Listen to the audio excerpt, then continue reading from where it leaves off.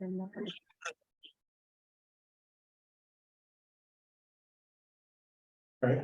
anything else that Was just my clarification. anyone else have any comments or questions for you? Yes. Anyone want to entertain a motion?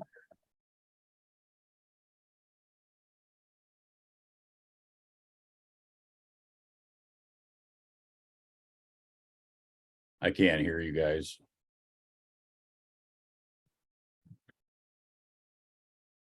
Are we unmuted now? You're unmuted now.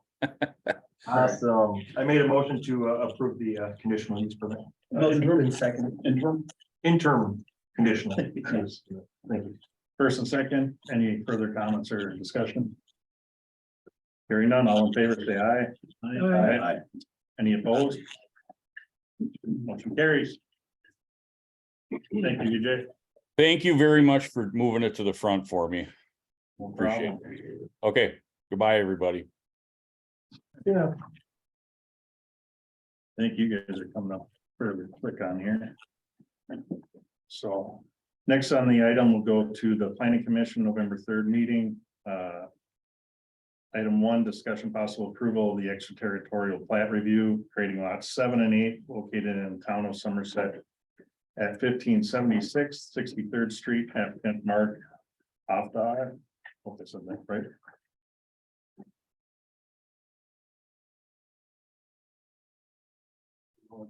Doug Zoller is on, I believe he probably did the CSM one.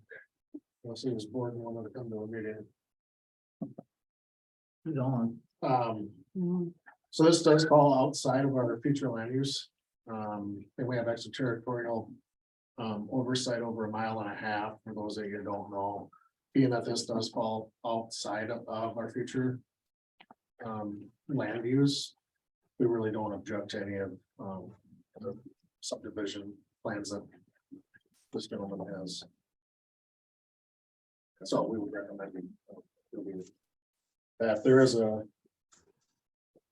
CSM sketch in here that, if you have any questions, the surveyor is on the line to answer any questions.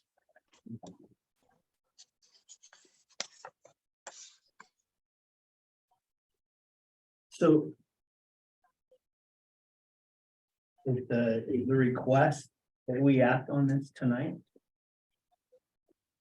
Yeah. Yes. Is there a reason why we shouldn't? No. Okay.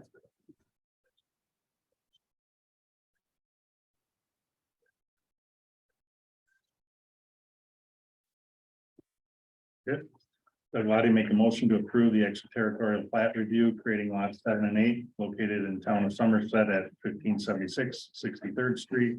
Applicant Mark Afdar. Is it something that we gotta talk with town about at all? Nope, town does their own individual review. Okay. As does the county. Josh, I second. First and second table, any other comments or questions? Hearing none, all in favor, say aye. Any opposed? Motion carries. All right, next up, discussion possible approval, request to rezone parcel 181-1018-60-200 located off Sunrise Drive. From residential R1 zoning district to 2-family R2 zoning district, applicant L Whitstock. Welcome again.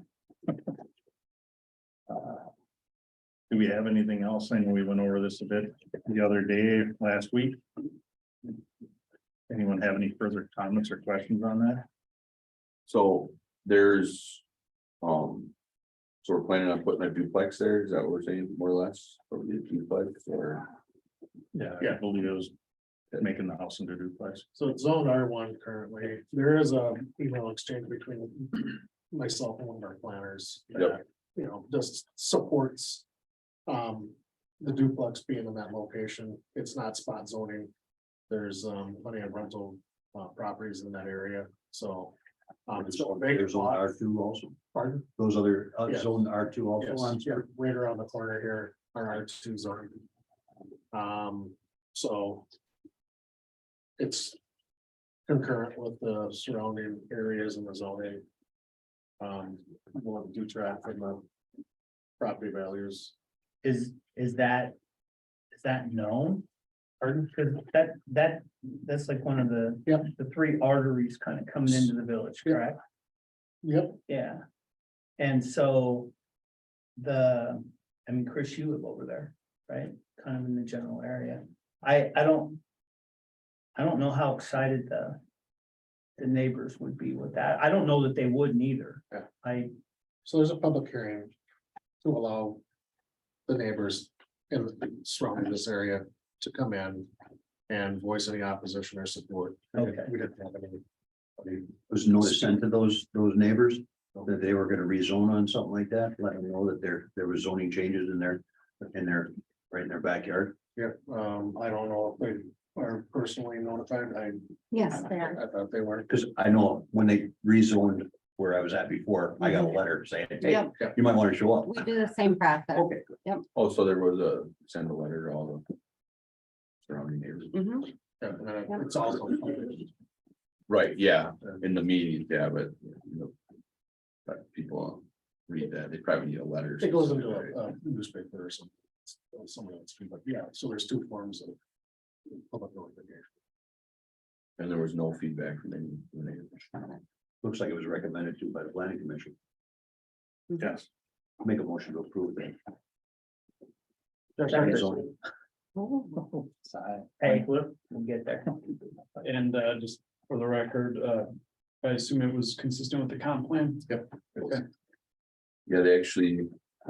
Mention it in the email right here. It does say that in the planning commission regular minutes too.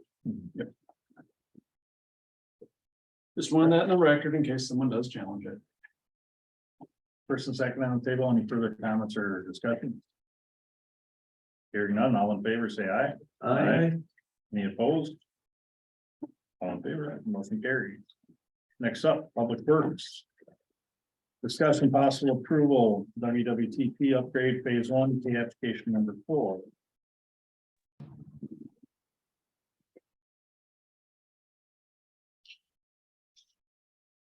Yes, good evening, everyone. I must say, I do like your new multimedia owl thing. It goes back and forth with everybody who moves and talks, so it's a nice addition, and I'm glad to see that the president and the director of public works are matching shirts tonight, so kudos to you two. So pay application 4, we discussed it last Wednesday, and it is in the amount of $185,725, and we are recommending approval. Is there any questions regarding the pay application, or at this time we ask you to consider approval of number 4?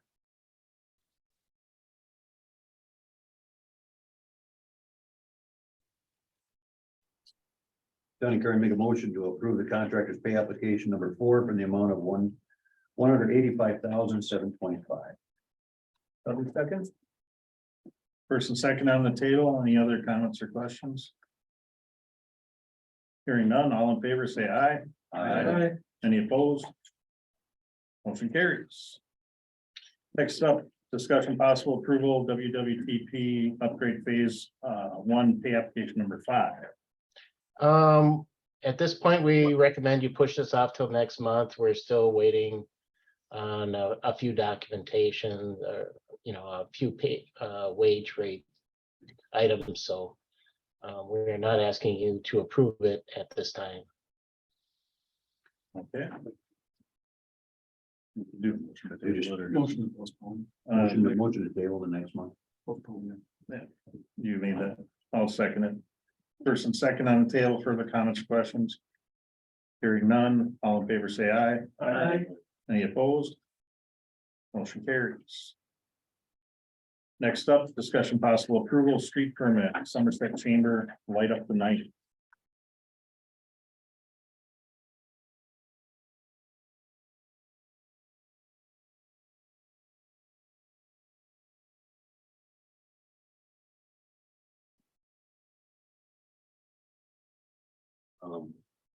I just have one question on this. We're gonna put the tree in that lot I have no problem with the street permit use. But we're putting that tree in the lot on village property. Should we probably block the entrance of that area off so that there is no? Because if somebody gets injured or backs into one of those cables or whatever, I know they're parking cars in there, and I don't want to take away parking from the area, but and well, that tree is up. When that tree comes down, then they can open it back up, but I think it should be locked off and, you know, for safety purposes. While that tree is standing in that lot. Okay. I don't know if you guys feel that same way, but I'm more concerned about somebody backing into that cables or something on that lines and hurting Yeah, themselves. I concur. The tree kind of concerns me just in general. Yeah. Not really a huge fan of the tree. I know it's light up the night. You need to have the tree. I get What it. would you suggest? I don't have another suggestion. I'm just, What sort of things were they talking about adding for markings around the guy wires from obviously trip standpoint and? Yeah, we could probably just work with them to set up some perimeter with, you know, official barricades that we have. We should have plenty. We don't use them a lot in the winter time. So I think we can, But access to that lot should be really prohibited, you know, during that time the tree is up, I would say. Well, I mean, I think it's not taken up, it's what, 15, It's gonna be in the back corner, correct? yeah. Back towards the library door? Yeah. So I mean, you could, like he was saying, put barriers up. Yeah. Block For half of it, so you can at least, block majority or half of the lot or whatever. I see where you're coming from. but I also see there's a lot of cars parked over there at one point, so. That's my concern. Yeah, Is you get for too sure. many cars in there, it really isn't designated for parking. That's just an empty lot that people decided we're going to be, you know, so, you know, I'm more concerned about, you know, somebody backing into something or whatever and over, you know, injuring themselves, and then the village has to deal with that. You know, too, So your suggestion is that nobody parks in there while the tree's up? we barricade the lot off, and while the tree is up, when the tree comes down, open up the lot, let them do it, you know. as an alternative, is it okay if we just set a perimeter around that tree to, you know, bring public safety, and we can bring in Kalen from the chamber, I think, who's spearheading this. And just get it so, you know, if it's far enough away that they can still utilize parking for the downtown businesses. As Were you they- gonna just have barricades across? Well, we just put Like up half of that or what? pretty much you know, if you're gonna go through the barricades, you're trying to go through the barricades type of thing. But allow that lot to be at least accessible in some area. I don't know. Parking? Yeah, Here's a potential suggestion, maybe, you know, you make a motion to approve it on the condition that the tree be barricaded off at the judgment of Public Works. And that they provide their insurance, which they're required to do before they Yeah, get the permit. They did. That's all, It- yeah, it- that's all been covered, but I was more concerned about, like you said, somebody going in there. Yep. And backing up and, you know, I mean, people Yeah. are coming, leaving and going in and out of there. Anything, you know, like I said, it's not really designated for parking at this point in time. Yeah. And so we just let them park there, and we're kind of opening ourselves up to a liability there. Oh, I think we're doing that whether the tree's there or otherwise, so. But if you have barricades across it, it's. Right, well then, but I different. mean, my point is if the tree wasn't there, we're still in the same. Yeah, the boat. liability is Rules, still there. liability. Maybe the one on Main Street? Well, I think you just, if you do the one thing like you talked about, you know, block up, and actually because, you know, Mike does own Kennedy's right there. Mike, what's your comment on this? We don't really use the parking lot for Kennedy's, but I know the tattoo shop does, and especially Sportsman's, but kind of what I envisioned when you guys were talking about it at the last meeting. Is those tall cones that have the reflective made to be look like candy canes and kind of put around with like a chain, so it's like. It goes way around the tree and it's, you know, those reflective cones, and if you make it look festive like candy canes, that's what I envisioned. I think we probably upset Sportsman's and the tattoo place if you just lock off the whole lot, and then it's a matter of, when it snows too, Public Works won't be able to push the snow off of Main Street anywhere.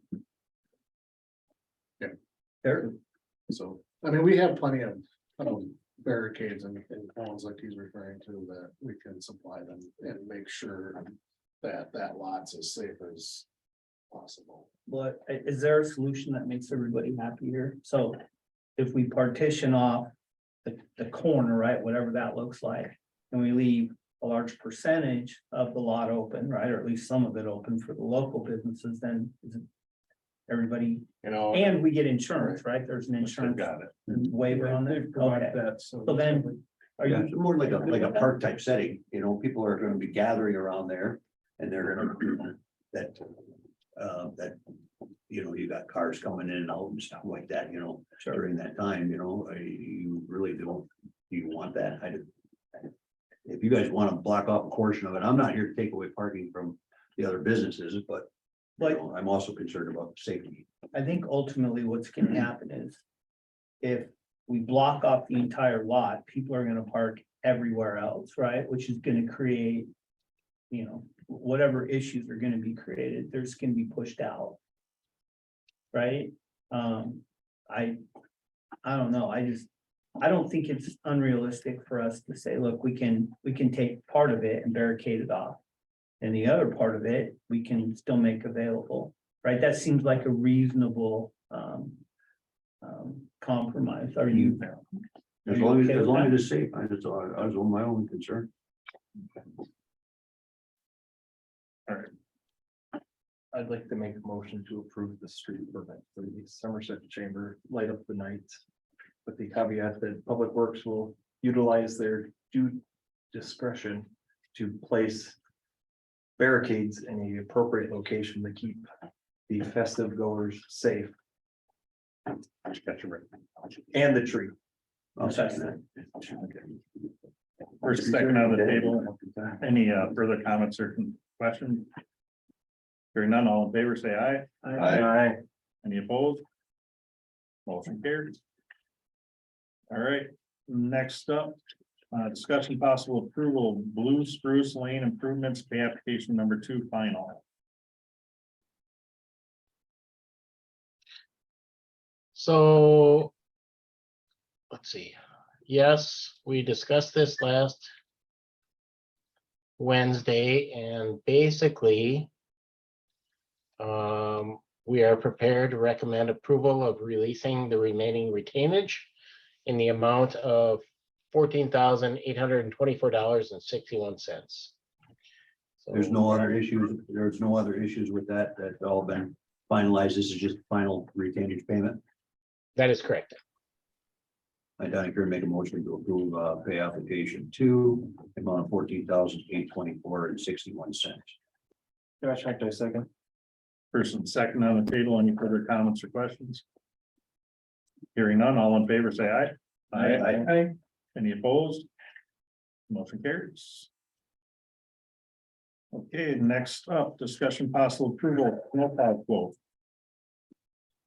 Yeah, in your packet, you should find 2 quotes. I solicited 3. I received 2 back.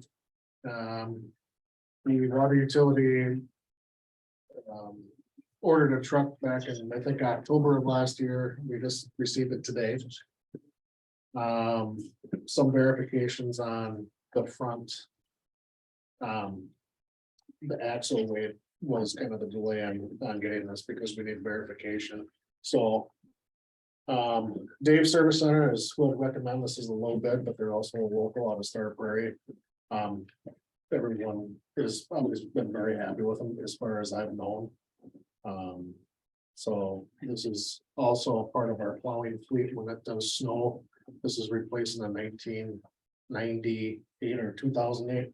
2009 Dodge, 3/4 ton. That's. That one that's sitting in the back, 40 on public. It's mostly in the repair shop, so if you get to get it out because it's not reliable anymore.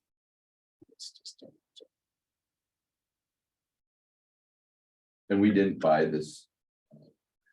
The truck didn't come with the plow, right? Correct. We had to get the plow. It was cheaper to go this way. Correct. Yeah. The truck came from Oconomowoc, Wisconsin, because they were the only ones that participated in the state bid. Wow. So. And the old plow is gonna be done. What are we doing with the old We're gonna keep it until like just kind of, parts back up? yeah, we have to mothball it.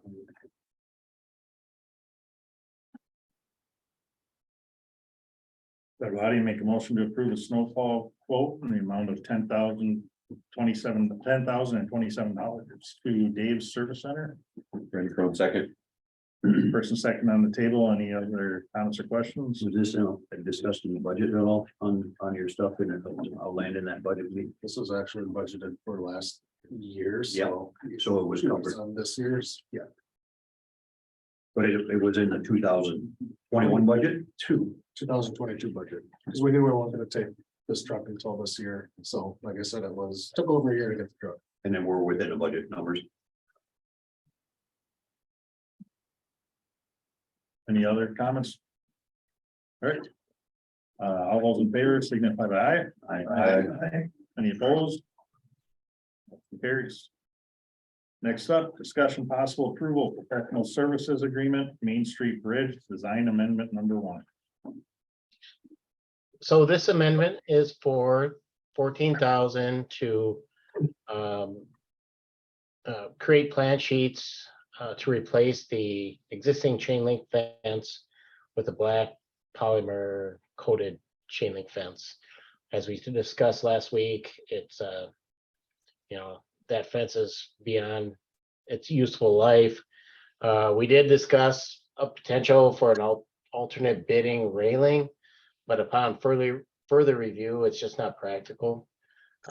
Because of the conduit and some of the additional concrete work and everything else, that railing would have to be placed within the deck to make that sidewalk non-ADA compliant. And so at this point, we are recommending that you just move forward with this amendment to bid the replacement of the chain link fence without the railing alternate. Are there any questions for me at this time? I do have some questions. So I drove in Stillwater the other day. And I drove over the new bridge and you know what? I didn't see chain link. And I mean, that's what, 150 feet off the water? Why do we need chain link up there? Well, you don't necessarily need chain link, but you need some sort of barrier.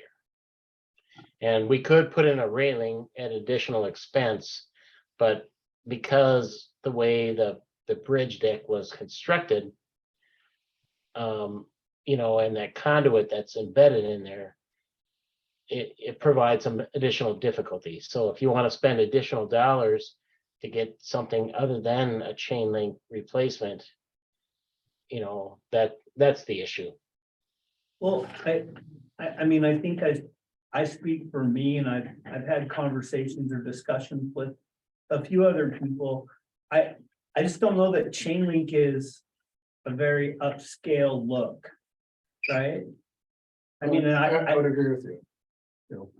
But that really drives the cost up by going to different, a railing, like to match the parapet.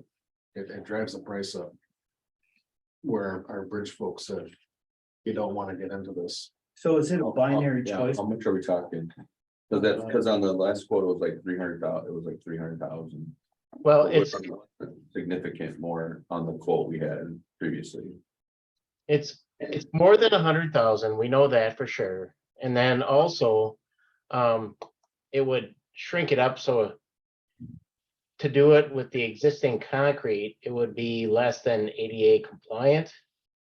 And so let's assume we do that. There's also the problem of plowing it off and then like the activity of just plowing it and hitting it and chipping the paint and, so it won't last as long because once you hit that railing and chip the paint, there's rust and everything else. So in order to do it right, you almost have to extend it beyond the current bridge deck. So to utilize the existing bridge deck and put the railing in and make it non-ADA compliant, it's not only expensive, but it's not gonna last as long, and there's gonna be other issues. So at this point, we would love to give you a more attractive alternative, but the cost is just prohibitive at this point. Based on the design of the current bridge and what we have, But we're limited as to what our options are.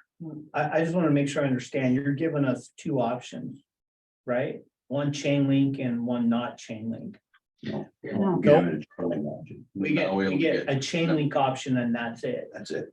Yep, that originally we talked about that, but when I went back to my structural people and my bridge people, it was like, that's really not feasible. I mean, we could do that for you and we could bid it that way. We could add, but it'll add another 10,000 to the task order. But that would make it non-ADA compliant, and because of that, narrowing up of the pedestrian thing, it's just, we're not recommending at this time. And your best option is to replace the chain link with a chain link. I'm not a fan of chain. That's just me though. I'll agree. Yeah, I don't. I don't- like it either. We were forced with limitations on it. This bridge was built in just after World War II. It was redecked in 82. And we're left with what we're left with. Otherwise, we go into a pretty significant construction where we spend quite a bit of dollars. And do we I don't know, know if you- do we know how much that is? No, we just kind of stopped the conversation. Because it was significant. It was significant. And we still have but we do have that bridge fund, We do, right? Yeah, And it's- but I mean, just When's a it gonna wild, be? a wild guess here, but if you want to make it ADA compliant and add a railing, I mean, you're looking well over $500,600,000.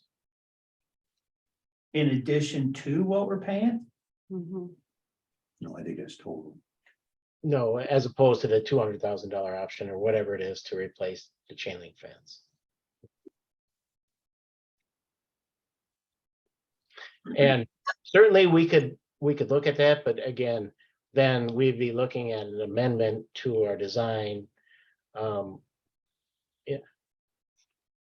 This amendment is for 14,000 for the chain link fence. If we look at a non-ADA compliant railing, that raises it up to 25,000. If we look at something that is ADA compliant, then, I haven't asked for a price for that, but then we're over 30,000. what are the ADA guidelines? What are the actual guidelines? My understanding is 4 feet wide. What, what are they? It's like a hallway, it's 4 feet wide, and so that's what you have right now. If with what are we working with the current deck to get that railing in, it'll shrink it up to like 3 feet, and try to ride a bike or do something within a 3 foot wide type of scenario. It's just not practical. And it'll be detrimental to the railing and just cause other issues. This is something that needs to be addressed. Because, I mean, we talked the structural sound of the original chain link it's 40 years old, but it's still structurally sound. We're just talking about doing this now because we're working on the bridge next year, right? They're unable to validate the structural integrity of that. And Josh, I don't remember word for word what Josh, your bridge structural person said, Chuck, but I wanted to take it from there. I know Chuck's talked with them more internally than I've had. They just kind of said this is our recommendations. So a typical chain link fence is 40 or 25 years lifespan. We're at 40 on this one. And again, with Public Works plowing that and everything else, it's a good time to replace it because we want to be able to if we're gonna have the bridge closed, you know, this is the ideal time to be doing it, so you don't have to disrupt things in the future.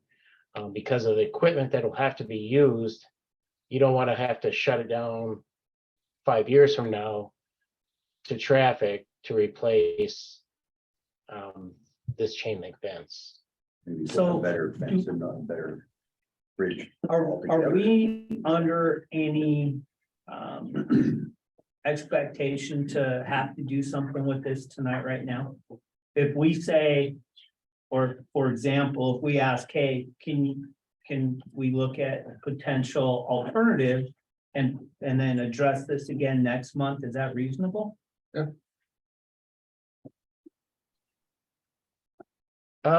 Yes, you are on the clock though. Cause what we want to do is we want to bid the project. Or we want to let the bids at the same time, the Churchill project is let, which is February 14th. So we are running out of time. So And, you know, I don't know, Todd, precisely what information you need to make a decision. I mean, are you looking towards some sort of more attractive option that, yes. Yes, And Please. I think Chuck, what potentially could come is we have a community action planning kind of thing going on right now.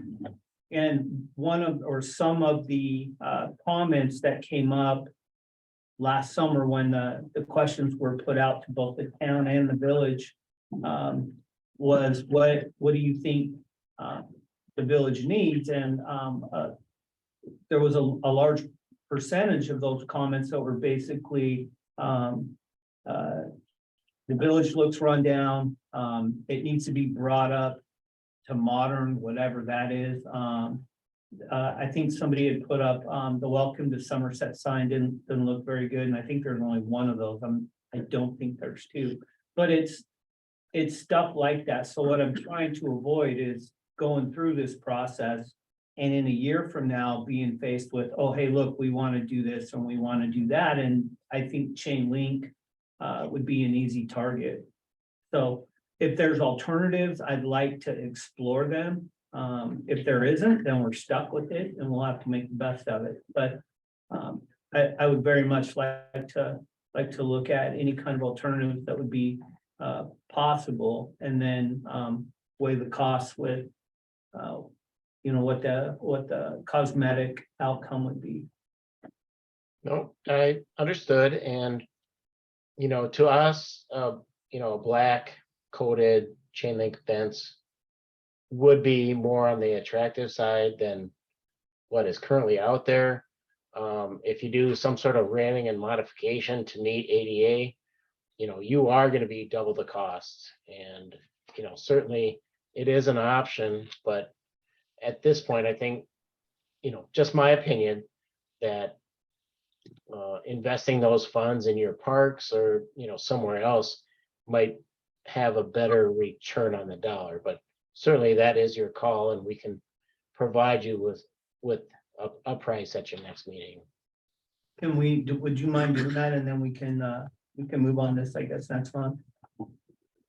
I guess my concern is that, we can wait and that's fine, but the fact is I'm not gonna really change.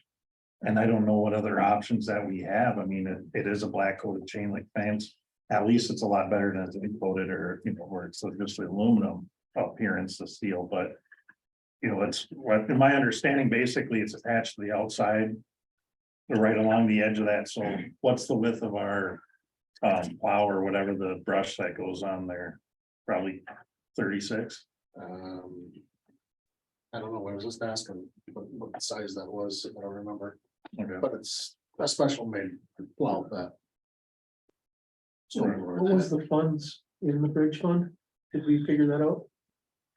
There's 1,450,000. What is with all the updates and everything on that bridge right now that's going on this summer? and has happened, what's the anticipated lifespan of that bridge at this point? So I was wondering, then like how many people drive across it? I mean, what's it gonna be? Not good A enough. long time. Yeah.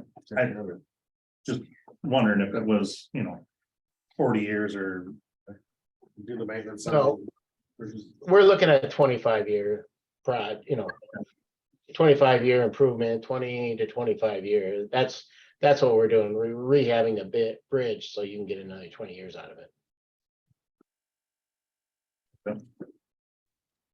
but like I said, I think we can wait, obviously, but I just don't know that it's gonna get us anything different that is gonna be palatable to people to say is that we're spending that much money. Well, what I know is if we go forward with this, we're stuck with chain link. If we. We'll bring Put it something off. back to Yeah, you, put it like off for a a month. We'll narrower have a type chance view, to- there's something out there and. to maybe- Yeah, there's gotta be something at least to be that, to just be as skinny as a fence, We're and just happy to not be dive- chain link. Happy to dive into that. Yeah. and, I know Chuck will be too, and, their bridge folks. And if we get to the place where, hey, look, chain link is it, right? It's cost prohibitive, we do anything else, fine, right? Oh, yeah. But Sure. I'm not, I gotta tell you, I don't, Yeah, I we only originally speak for talked. me, I'm not super excited about chain link. This is Doug Lottie, make a motion to table the professional services agreement for Main Street Bridge Design Amendment number 1 until December meeting. Totally second. First and second on the table, further comments or discussion? Hearing none, all in favor, say aye. Aye. Any opposed? Motion carries. Next up, discussion possible approval ordinance 12-1-6 construction policy.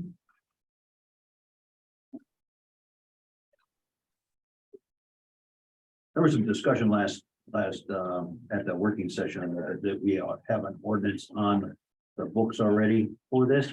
My question is, what was, do we know what that ordinance, that number of that ordinance is and how this, shores this up or if it conflicts with it or, right now? Sure, so section 11-3-1 was one of the ordinances that provides, a person can't deface, destroy, unlawfully remove or interfere with any property belonging to the village without consent of the village. So I think the issue that arose this summer, Because it wasn't really destroying it, it was, well, it was interfering or removing property of the village. I mean, it was moving dirt around and adding things to the village when there wasn't that permission.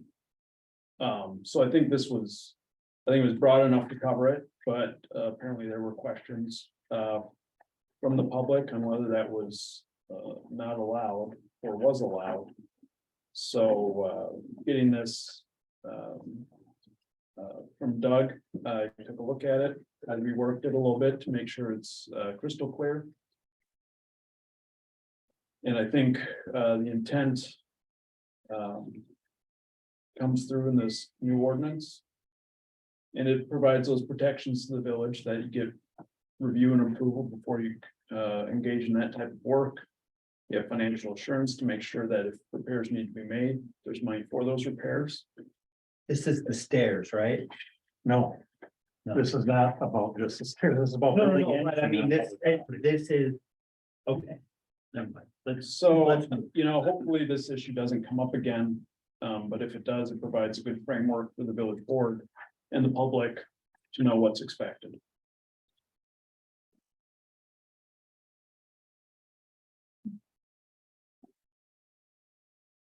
Doug Lottie, make a motion to approve ordinance 12-1-6 construction policy. Brandon Crone, second.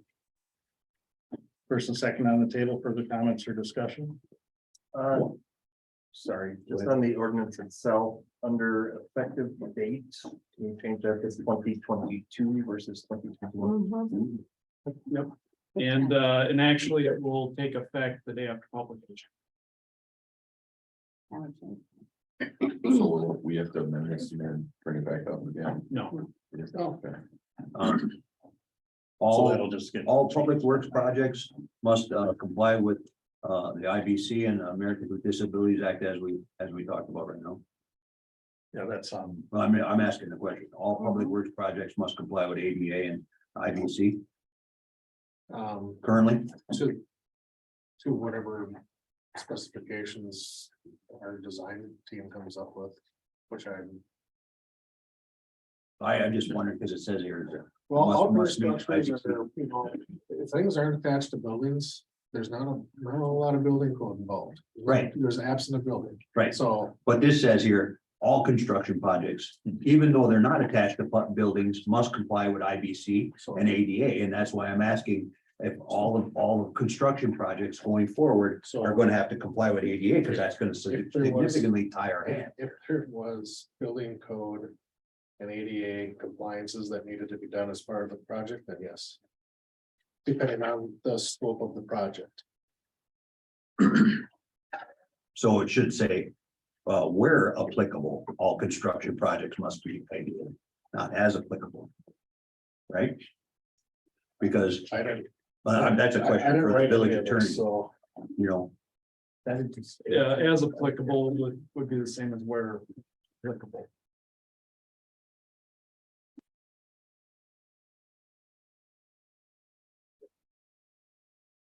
so If that. the IBC code applies, it's applicable to that particular type of structure. Same thing with the ADA. If the ADA requirements apply, it's as applicable. To that structure. Just want to make sure that we're not saying everything has to cover IBC and ADA, because some things are excluded from IBC. No. And I don't want to make sure that we're not saying that everything does, even though it's excluded from IBC. It's a good question, Donnie, and that's why we put as applicable in there. any other further comments? From the board? And we're actually past that point, like, so. All those in favor say aye. Aye. Any opposed? None, that's the carries.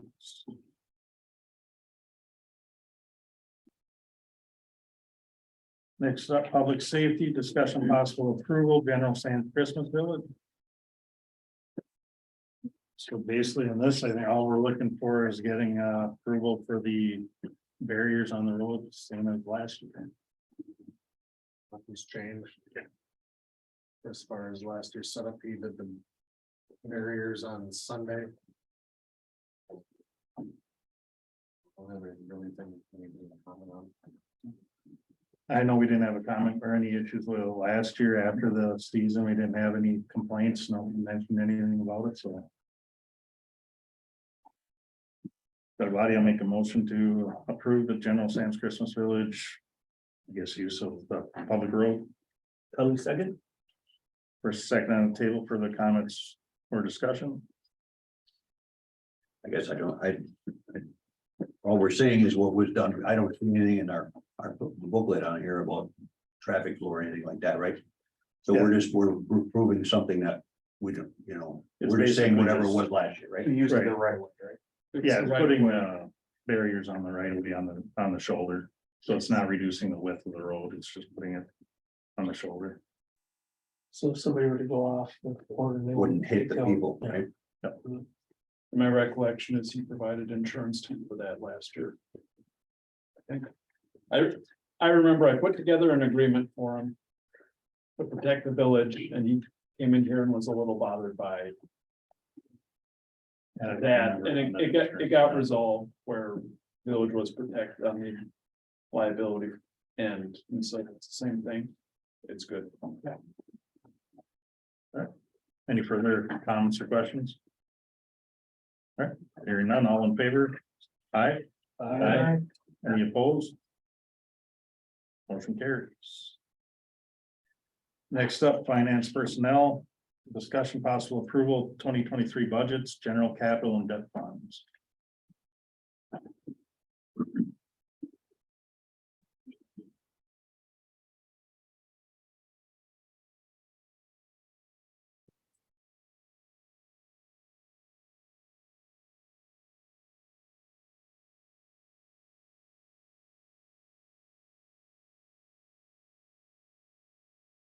So I see that, Andrea provided us with our side sheet, which was updated to the budget numbers. So this is the stuff that he already showed us last week. And it was just updated that middle column to the $1.91 million budget as was requested. Is that the So our actual was 1 point, because we got a deal here to vote on tonight, was for the 2022 resolution of 1.9370, was that reflective of the 2023 or the 2022 actual? It says be resolved, Village Board of Somerset 2022 tax levy be set at 1.9370, and the levy for 2023 is 1.910. So it is the 2022 tax levy that is collected in 2023, so it's, you can use it either way. But it's applied to the 2023 budget. And it should be $1,910,370. So that resolution would read what's on this page then, The resolution is the correct amount. the resolution's the correct amount? Mhm.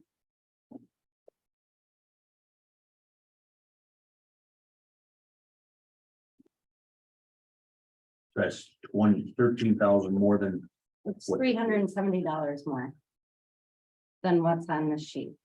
how much? $370.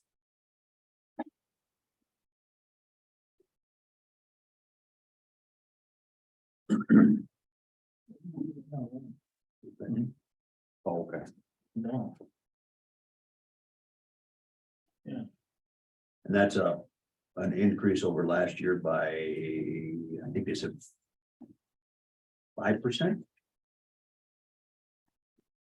That's right.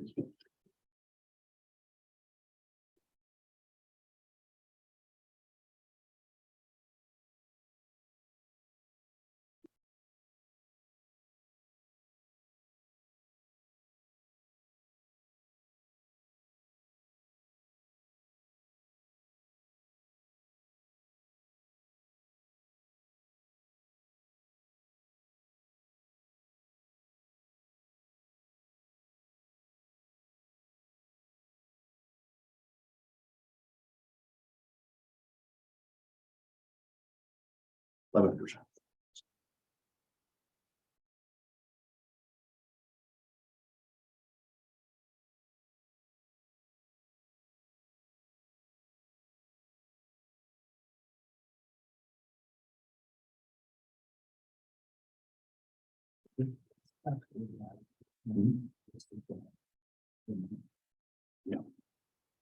So tax rate can go down.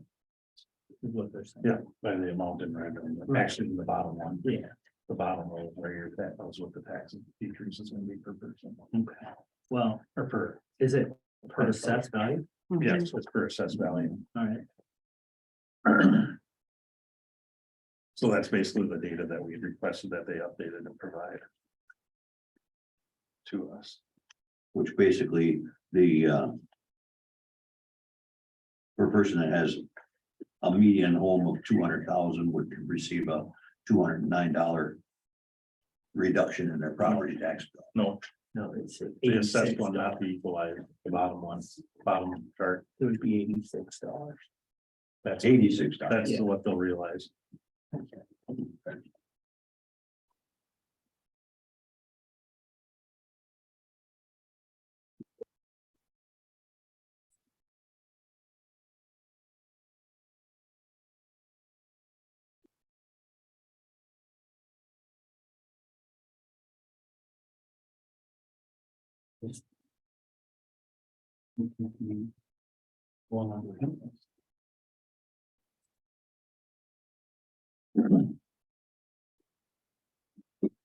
So I know we went over this pretty good last week, but is there other questions or concerns about it at all? Well, I guess we're just approving the budget, right? That's it. Yes. We're not making decisions here and now about the overage. Or we are that's all right here. we are doing that. It's all related. Right. It all goes together.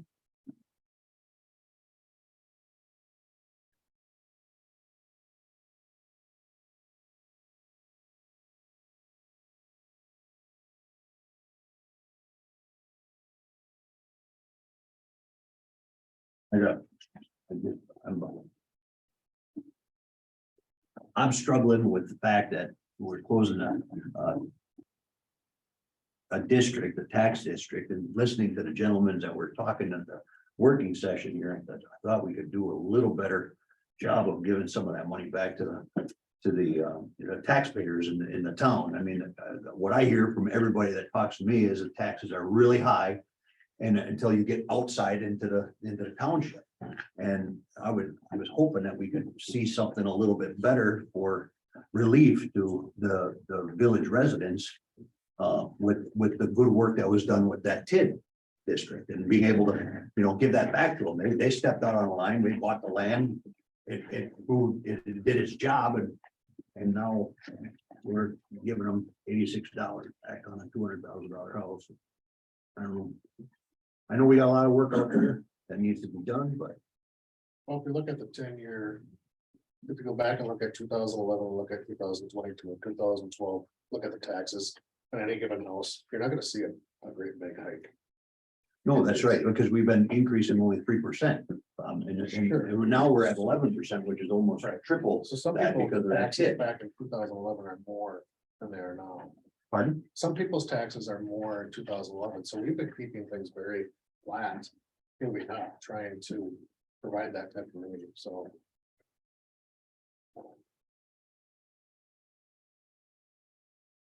Yeah, over the past 10 years, that's my taxes are relatively flat. Yeah, and I can't speak to it because I just moved into the village, so I'm not here to say, hey, all I can tell you is what I've heard from, other people in the village, and that's all I'm echoing here at this table tonight. Yeah, how do these numbers these aren't the same as the numbers. we Yeah, these got. aren't the same what we were given last. Right, because they, remember the red column is at a different budget. That was at 810, 1.81, and we went to 1.91. So that's where the numbers changed a little bit because we upped what the budget was. So what our proposed budget was asked, they had just put those numbers together as a rough data from what I remember. Oh, But so even with the lower number, right? Yeah, go Just here. lower number. So it was lower money that we were putting into our budget, so. We were putting less money into the budget, so there was a bigger, Yeah, so 200,000, right, would be 150 on this one, and this one, it's only $86. So that's a change of almost, I don't know, 100%. Okay. Ignore this sheet for right now. This budget that is being proposed, which is what you are supposed to be focused on, right? Is made up of $1,910,370 to cover your general, capital, and debt funds. That's what you need to focus on for the moment. Do you want to change that amount? Then you have to change the budget. Do you want to lower that? That sheet that Ellers provided last week was just a guideline. That wasn't the exact number. This one is the exact number that you are seeing tonight. And so my point is, the guideline that we had 3 options last week, Mhm, right? mhm. None of which are very close to what we got tonight. That's the first point. Second point is, I kind of agree with Donnie. There is some question and some comments that have been raised about what the village is doing with an overage, right? What overage are you talking about? That the excess, didn't we have an overage of money brought in last year? We it's not an overage of money. It is the TID district closed, which Additional revenue. all of the value from that district, when it was open. Any tax that was collected on that. All tax came to the village instead of being split between the 4 taxing jurisdictions, the county. The school, the VOTEC and the village. The village collected everything. Now that it's closed. We only collect. Our portion of it, but the value is back. On our tax roll. Instead of in a separate. Fund. Which derives for additional revenue. You collect additional tax, yes. And that's what we're saying is the additional revenues have come in, which spread across the entire assessed value of the village Mhm. would reduce the equalized value of the mill rate. But we No. have increased our budget by the number 1.9 million. And the year before, it was 1.715261, right? Mhm. Which is $185,000.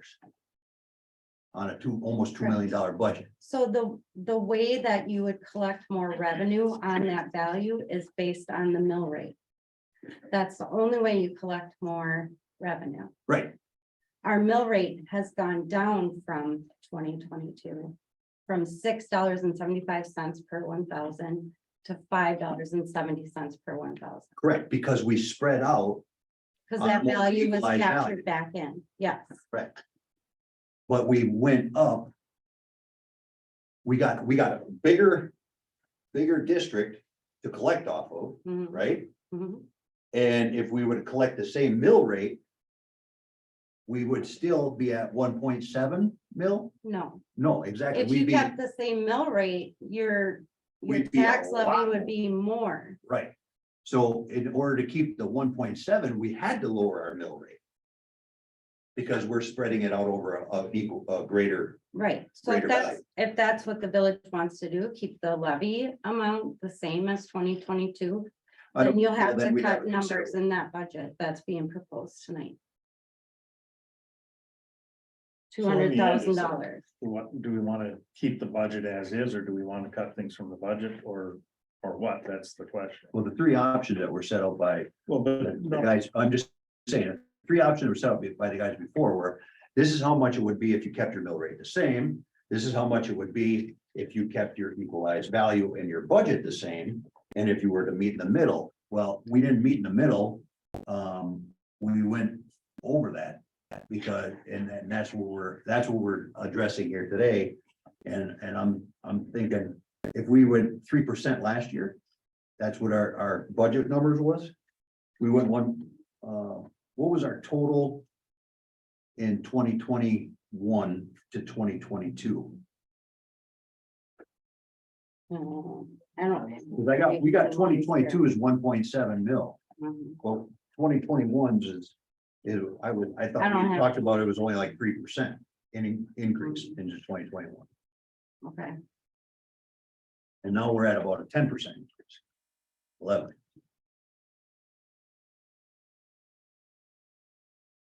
And I guess I'm trying to find you had mentioned you had some increased costs with the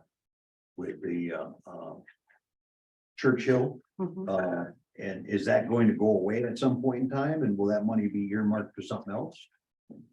The engineering at Churchill. Mhm. That's coming out of water and sewer fund. No, Which, the engineering, that's coming out of your capital improvements. Yeah. So that's under CapEx Mhm. or water and sewer? No. Or, It's coming out of the capital improvement fund, which is part of this levy. where's it on the budget? So technically, it would be a one-time thing, because we're not going to continue to have that cost year after year. Yeah, and I'm just asking how much it is on the budget. I was trying to find it on the budget numbers.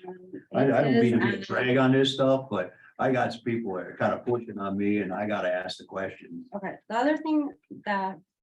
This is only the village portion of your tax bill that we're talking Yep. about. So that portion would decrease based on the information presented to you. We have no control over the other portions of the tax bill. On the second to last page of your budget. Yep. There's a note right next to it, Churchill Preliminary Engineering, 110,000.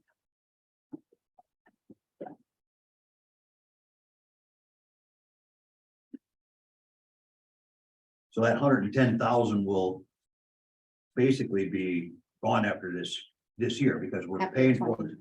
It's only 1 year, right? So Well, that's. it's carried that's a over hun- into 2 years because they keep having issues with their whoever, project manager. So that's 110,000 for this year and we'll have to see what it's gonna cost us for next year, right? Mhm. And then the other increase was on that same page. There's a note, the Reed and Cedar Street. Curb gutter storm maintenance of 94,000.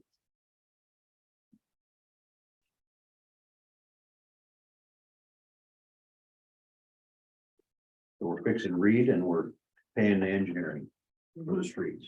Yep. In this budget, that way at least I can tell them, look, this is what, if we approve this tonight, if it's approved. This is the two things that we can say are getting done. We're fixing Reed Street Mhm. and we're paying for the engineering of the water and sewer, is that right? The, to the tune- the whole Churchill project. For Churchill. It's more than just water and sewer. Oh, okay. That is correct.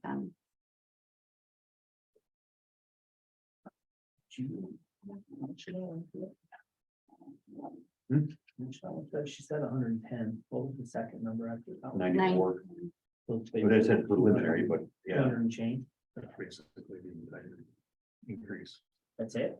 Mhm. In essence, yeah. Because when we went through the budget numbers, you know, you said we were really like, we were right there with our numbers, everything kind of matched, and I see these, I'm like, wait a minute, you know. Which what's- isn't, this is the same budget that No, no, you've been looking at finance I for understand. 2 months. I understand that, but we didn't discuss these additional revenues and the, you know, this just come to the table at the working session about the TID district and all that stuff. We didn't have any discussion about that in the budget. That's, okay, that, we've been discussing that for a while. There was a workshop with Ellers 3 months ago Okay, about the TID closing and what your options were. all right. Okay, but I'm just saying, I didn't see anything like this until they showed up last time, right? Mhm. That's a true statement. Yeah, So the questions that arose within the community didn't arise until, I don't know, people watched the video or there was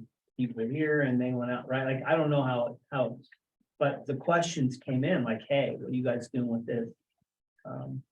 And so when I realize this is a guideline, I get that, but when this doesn't match this, I get it. Yep. I So understand. I'm just saying. that first one. The middle number was wrong. And that was discussed at the workshop, that was the wrong number, and they were going to bring back with the correct number, which is this one you have here. But it's And you all said the middle road. exceptionally wrong. Right? The dollar amount. It's $100,000 difference. Yeah. From what they did last time to this time. Yeah, But so they announced that, they said that last week. Mhm. it's that it was gonna be 86 under- versus the $153, right? Per. That's dramatically different. That's almost double Mhm. It's 50% reduction. increase, you know, with the- but yeah, Reduction. that's the way it's it. All right. It is. All right, are you okay with that? I guess I'm okay with it. It's 200 grand and I got the that's, answers I needed. that's where it goes. I did too. So I'd like to make a motion to approve the 2023 budgets for general capital and debt funds. In the amount of $1,910,370. I'll do second. For a second on the table, any other further comments or discussion?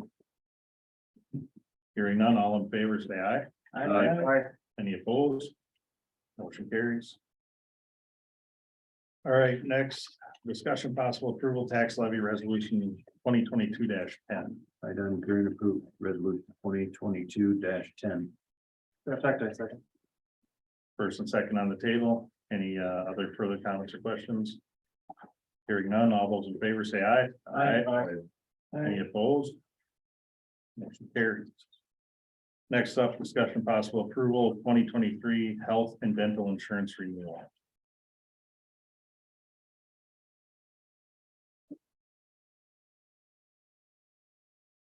You able to get a different deductible number? You were trying to see if you could get one. Yes, it was provided, there, it would be more of a cost. To have a lower Lower deductible, deductible. right? Mhm. But you had assumed 15%. And it was only coming in at 11%, so would that still fall within your projected numbers on the approved budget? Yes, it would. I think if anything, we could offer it as another option. But I'm if you meeting offer with that as Jay an Counter option, you would tomorrow. be able to about offer the other, all three, so there would be three options instead of two, the higher deductible, a middle road, and then the lower one. but there was also an additional benefit that you put in here, right? That don't Yep. offset one, what was, it? Forgive me, what was that? Was that the life insurance? Yeah, Okay. and that's So if a they took couple the, down. if they took the one, would Mhm. they have to forego the life insurance because they'd be No, budget or no, everybody gets everybody gets the life insurance? everybody would get the life insurance. So if we put that on a table, then we'd be over budget, right? I No, mean, if we put the middle of the road. One with the higher deductible, because it's gonna raise you over to 15%, then you got this, you're gonna be over budget. no, it would depend on who chose the coverage. Right. If you have the lower deductible, then that person would be paying more, Well, the village would be paying more for the lower deductible, yes, and then they would also be paying more because they'd offer that extra benefit to them. yeah, So that would put you over the budget if No. everybody jumped on the lower deductible. it shouldn't. So Because there is an additional cost to the employee to change deductible amount. there's a cost sharing. Mhm. Yeah. Do you want to put that on the table? I'm just worried, It's. The timing is kind of bad because I can't meet with Jay Counter until tomorrow to talk about that possible third option. do we know the cost of that extra option? No, It still falls under 15%. it does, yes.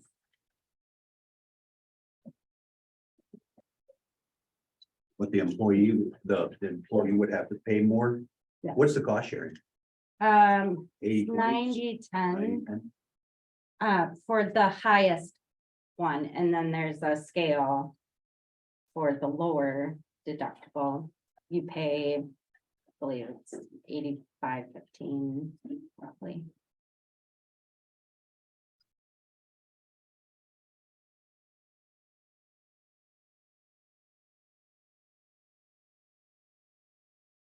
So if you wanted to allow for us to possibly put the third option in, you could put that in. It's not on this document that's in here right now. With the renewal rates, What's the deductible? 35, actually, it's on the back side. Pick that back. It's the 3,500.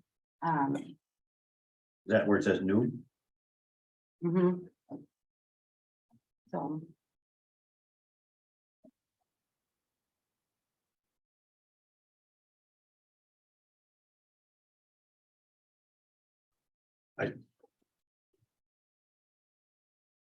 The life insurance or the life insurance thing, that's kind of just an added thing. Mhm.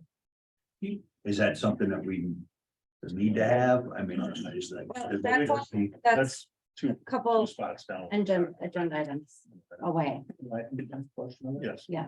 It's, Well, they're kind of hand in hand, aren't they? no, No. separate It's- benefits. Yeah, Okay, but if we're gonna add a benefit here, it's gonna, it would definitely affect the difference in the, accepting and adding another benefit down the road, right?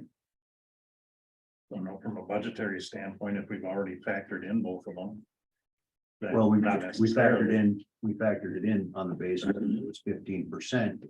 Total cost, and if we're gonna fall in that 15%, then how could we offer the other one to them if we're gonna follow, we'll go over the budget then? Well, depends on how far under the 15% we get, right, but I get where you're headed. Well, I guess is that, do you want to make a motion to take and add a third one in? I'm fine with leaving it as two, if that's what the employees are looking at and saying, yeah, that's what we Yeah, what makes think. the employees happy? And didn't receive any comments Mhm. regarding this from anyone of them. So we've spent more time talking about it tonight than they have. Mhm. All right, we should move on. The body make a motion to approve the 2023 health and dental insurance renewal. Probably second. First, second on the table, any further comments or discussion?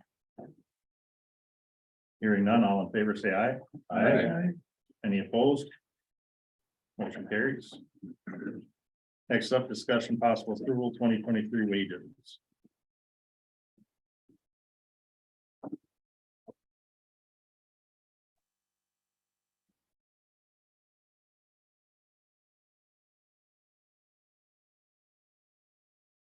So a couple of things. The, I don't know how any of this works. I don't know if there's reviews, I don't know if there's job descriptions. What I do realize is that if things weren't going well, I think everybody in the village would probably know that, right? So, the one thing I did look at today is the federal employees, are getting like 4.5% across the board this year, right? Which, I don't know, that seems reasonable to me. Who comes up with these numbers in terms of increases, right? Like is there somebody doing a review, I suppose, for lack of a better term? On you guys, does somebody come in and does the president supposed to do that, or I don't know how this works, I'm just curious. So there is a performance evaluation process. The supervisors or department heads perform evaluations on their employees. The finance committee does evaluations on the office staff minus the utility clerk that's under public works. And so all that was done as normal. There has Sure. been a performance evaluation for 2 years. Okay, From the department heads to the finance. employees or from From finance? finance. I didn't know about it. It's the First I heard of it. should there be? Yeah. There's a policy on it. So we can take a look at that, so I'm doing that going forward. Yeah, I mean, I'm assuming that there's, somebody has input into these numbers, correct? I mean, somebody has to put the numbers in here. And I don't necessarily have an issue with the numbers, but I would like to be able to point to something, right? Mhm.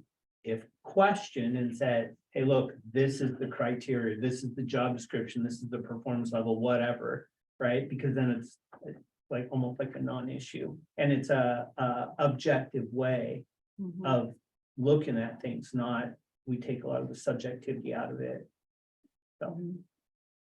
that would be my preference, if we could do that going forward, right? This year is what it is, it's not gonna change. Well, like I said, I mean, I think there's maybe 5 people that would be on here that haven't been, that would be part of our review from the finance committee, and everyone else is basically from your guys as being directors levels and whatnot, that they're reviewing there. So there's 5 people on here that would fall under our jurisdiction. Well, not our jurisdiction at all kind of is, but to fall into the things for giving reviews versus, you know, the hourly people that are out there would fall, right? How often do them take the, I mean, what, third quarter, fourth quarter? They're Those supposed to be every 6 months. So are we, as Public Works, is Public Works supposed to be giving Bob this review or? Personnel committee or whatever that's comprised of. So it's been the finance personnel, which would be the president, the Two chairs. chair of public works and the chair of public safety.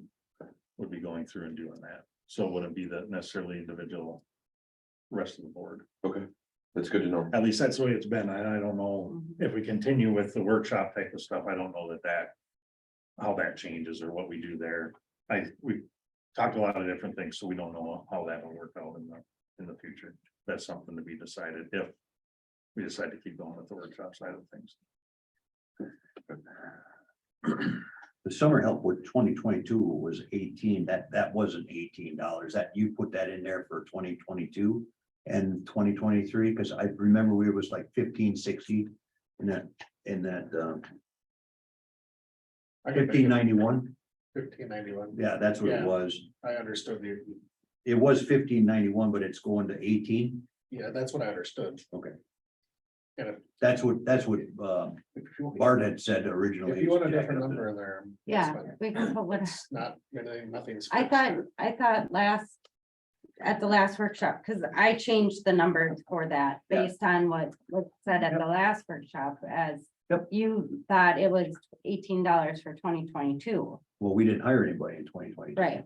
That's So why. that's why I put it at 18. But it was showing it went from 1591 to 18, but for their deal, but yeah. But we didn't hire anybody, so it doesn't matter. You know, Is that- 2022? No, okay.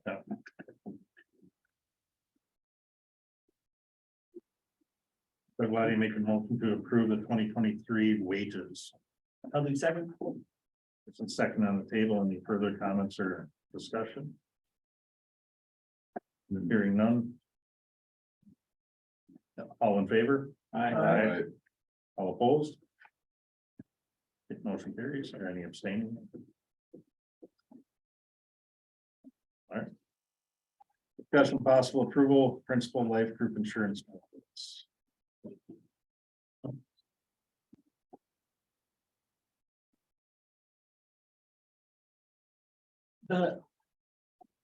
So at where we work, we have life insurance, right? And I think it was like your annual salary or something. yeah, yeah.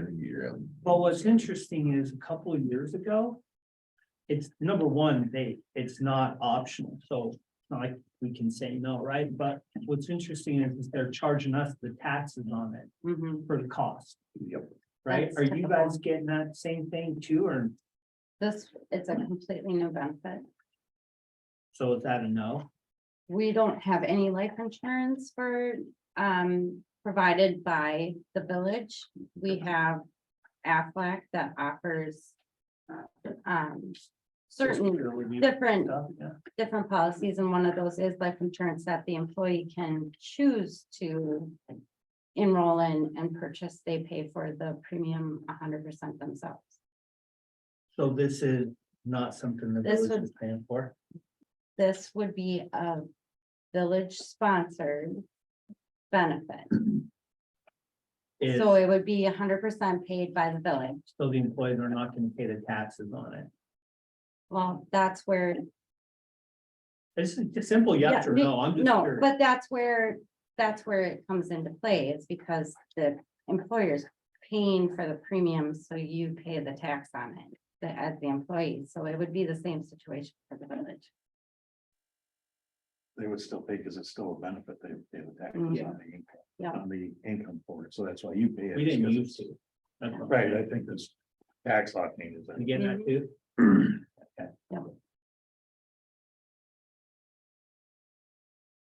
I think it's a good benefit to offer. Yeah, it doesn't seem like it's like a really huge amount either. Right, 2,000 a year, is that right? $25,000. $93 a month Per employee? Or total. Overall. And then that gives them like $25,000 benefit, which is not really enough. I think that's really a sizable benefit, really. But better than nothing.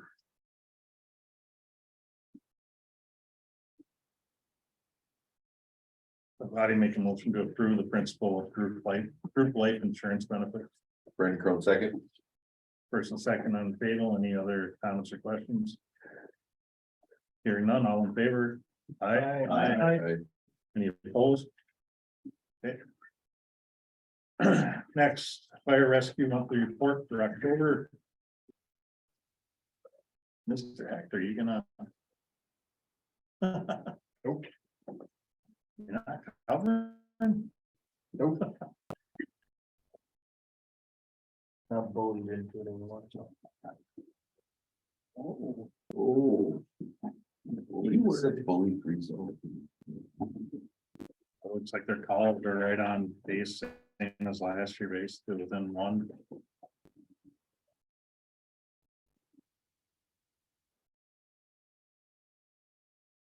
I think the raffle was a little bit light this year compared to last, but.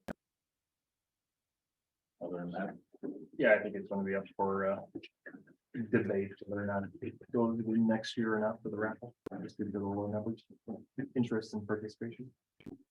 okay.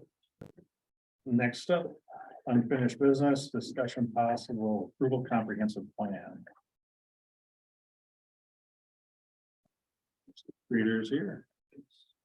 Good evening. Hi. Ted. It was last week.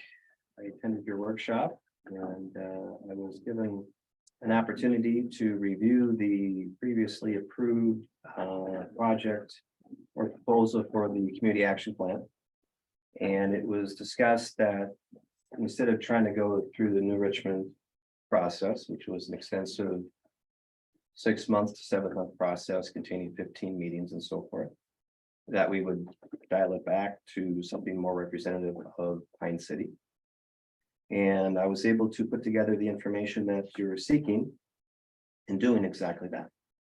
So we were able to eliminate from this originally approved proposal, the project portfolios, the podcast, the Envision brochure, foundation collaboration, and the phase 2 executive committee facilitation. Removing those from the existing agreement would save $18,500.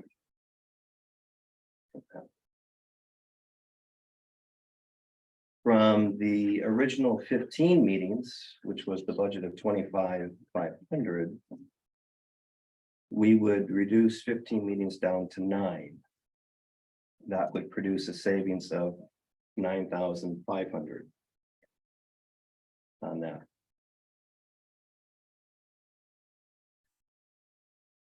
The remaining, and we just kicked off our first meeting this last week. So we would now have 8 more meetings moving forward. So that would resemble the Pine City project. And if we add together a contingency, because this would not include an open house, very similar to Pine City. If we included a contingency of 1,500, that would bring the budget moving forward with the 9 meetings for Pine City at 17,500. So total reduction from the original agreement would be $28,000. With the revised project cost in total of 17,500 moving forward.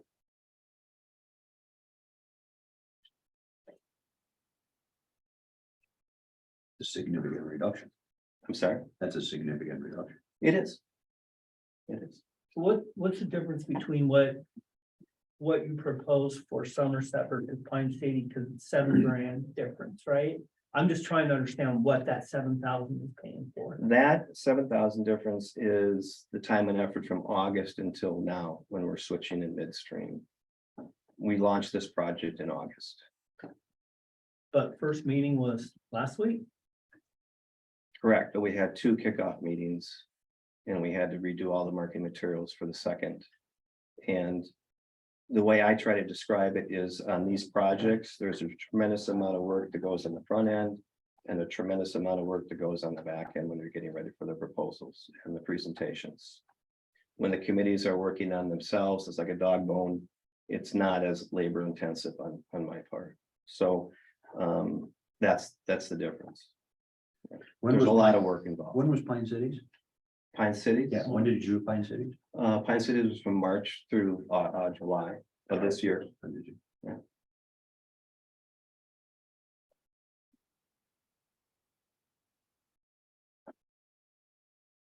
Did you send a copy of that proposal to Bob yet? I did send it to Bob later on this afternoon when I Okay. had the chance. So we'll have you'll forward it to us, we'll have a chance to take a look at it.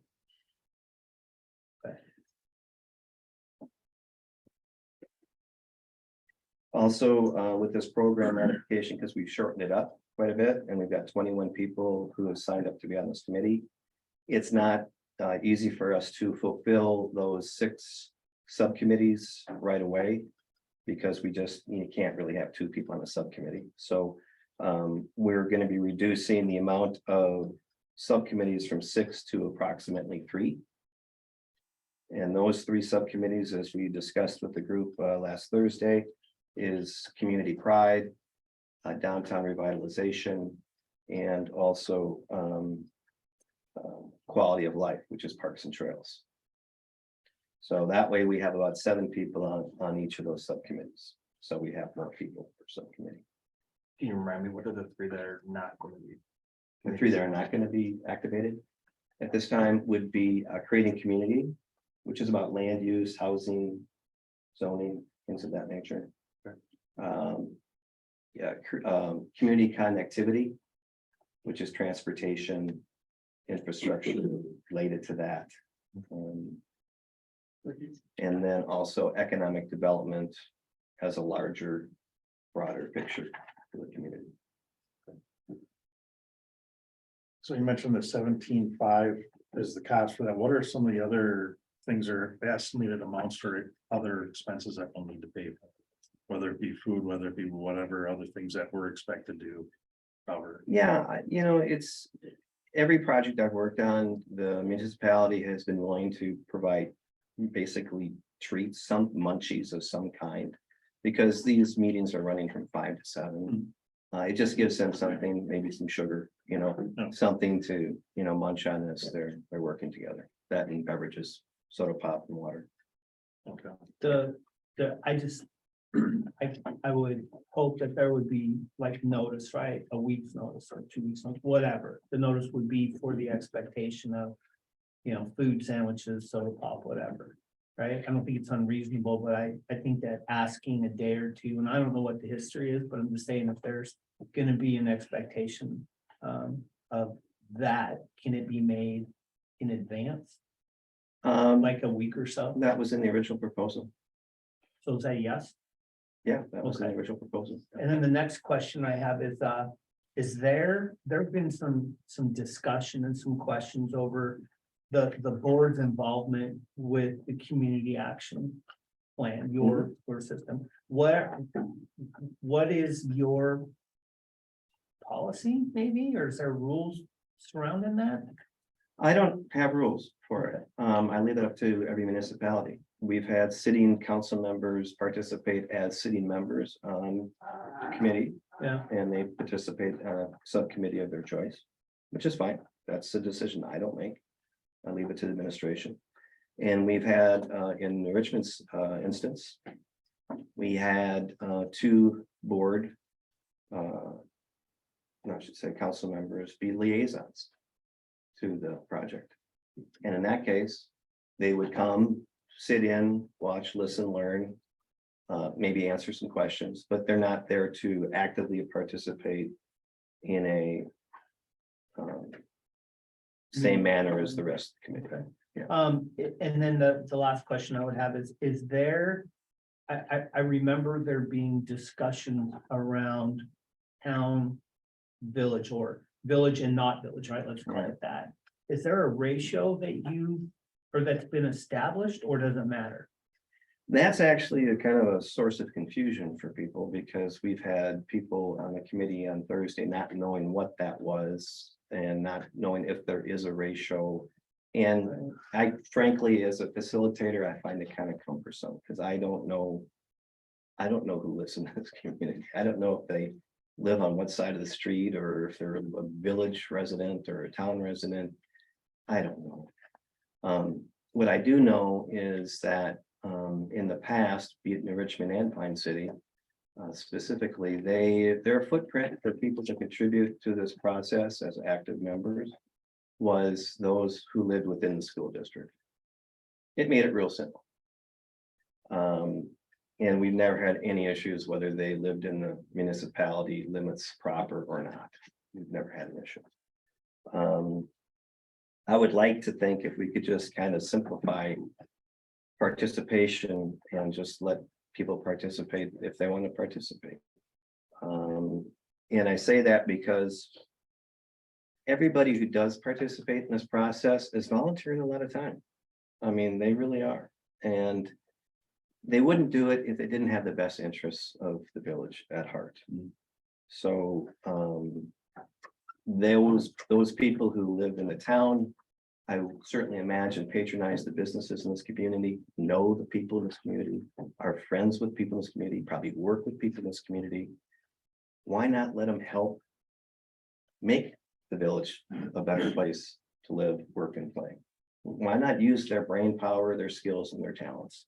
And just let them play in the sandbox with everybody else. I think anyone who's willing to do that is making a sacrifice of their time. And it's not that you would normally think of this, but they're not just time and of effort to participate, and it is a commitment, but not everyone can do that. But what they do have is resources. And I think I might have mentioned this at one of our board meetings that I spoke to and attended here, that in New Richmond, when we did do that open house, we had somebody come up to the quality of life table, loved their storyboards and their presentation. And I couldn't tell you what of the number of projects that they were recommending, but said, who do I give a check to for this project right here? Who do I pay that to? Now, I don't know who this person was.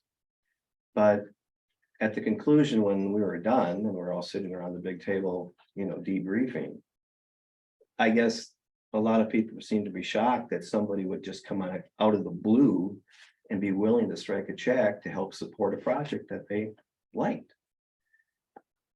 It can happen. It does happen. And so when you include a larger geographical area, it just means you're also including a larger pool of potential resources, both human and financial, that will help, work and make these projects, come to fruition. So it's all good. It's all good. So I'm hoping we can just open it up and just let people contribute and do a good job. So there's not a rule or a suggestion from you that says we need X amount of people from the village or X amount of people from town, Yeah, right? because You don't care who. Before, we had discussed there only been one on each subcommittee. Maybe one person that wasn't. But from the how village. do I choose that one person if three are standing in the room wanting to play? I don't Yeah, know, but that was. you're what was- checking that was what IDs, was- right? I don't know. Yeah, exactly. Where do you live? I get it, but I'm Yeah. just saying that was the information I would put forward. It was to us. I don't know how we got onto that. I Yeah. agree. We were told, was it at this meeting? It was at, like, it had to be, right? That there was either a suggested or implied or an inferred ratio of people, right, from the village to not, or whatever. Sean brought that up. Yeah, maybe he's the one that started that. Anyways, if it's not real and anybody that wants to participate can, Mhm. right? I don't see why we wouldn't be okay with that. I think there was an implied to have it mainly be the village, but I don't disagree. I mean, it is used by community, used by all, so having input from others is not a bad thing, especially if we get more input. Sure. Better ideas. More people given input is better, ultimately, the committee is gonna decide, I mean, so. You know, when it comes down to it, you know, you get more ideas in the room, the better the outcome is. All right, so you. What are your thoughts on? I want to Wait, see just I wait want to see the until- proposal, but I mean, it sounds like exactly And I what, got it we- too late. No, that's fine. it sounds like exactly what we I have asked for. copies here. I don't know if this is useful at this point in time or. Sorry. I can make, Is this something you want to just review a little bit and then it would be up for approval at the December meeting? Well, how much time do you need on something like that? Well, I still have to do a lot of restructuring of the meetings from 15 down to 9. Mike was at our first meeting. I think the committee kind of wants to know that that we're either You're gonna be. officially 15 or wrapping not? things up at the end of February, or would that be helpful for you to know what the plans are? It was very informative at the meeting. it was a good meeting. Yeah. Encourage everyone to go. So, I think my proposal is very straightforward. And hopefully that, I also put it in the form of an addendum, so we don't have to do anything crazy. And so We would have to- this is my copy. We have to re-sign it. Do we need You'd to have to approve this re-sign it. tonight? Is that? Well, basically, I think the thing is, in order to move forward with the 9 meeting plan or move forward with the 50 meeting plan. Exactly, so you're looking at the 44,000 Delaying it deal or by a month. the 17.5 deal. If you want to scale it back, let's take a look at it and get it approved tonight, otherwise we're still with the other contract. Okay, Yeah, do we have to sign this one? We'll have to sign this again? It's just a simple addendum. It's just an acknowledgement that we are removing these items and modifying the.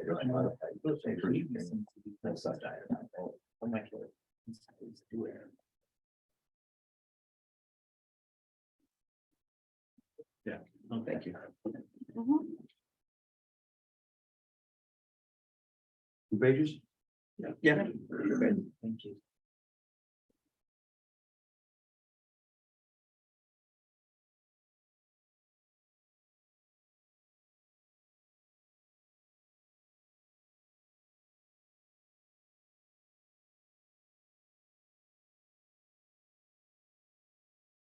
You're comfortable with this proposal?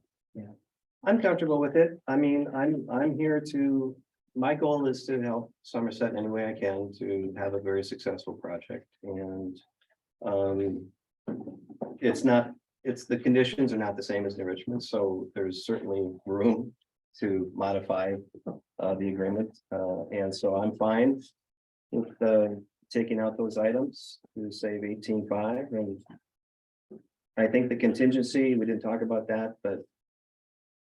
Sometimes things come up and you want to take advantage of something. And you don't know what these are. I Can you mean, address that down the road? well, it's in there. It says, to add for additional meetings or to do an open house if you want to. And it's nice to have that there. If there isn't a need to do an open house for the benefit of the community, then, and we don't do extra meetings for whatever the reason. Then we don't spend that $1,500. You were answering this earlier, Bob. I know you didn't get a chance to necessarily send it out, but. Well, I had enough time to talk with Todd over the phone with her. To make sure that we were presenting something to the board that was reflective on the work session, which I said, get it to look like Pine Cities. Just for your reference, if you were to go with MSA or another consulting company, you'd be about $36,000, $34,000 to $36,000 was MSA's original quote to do all of this.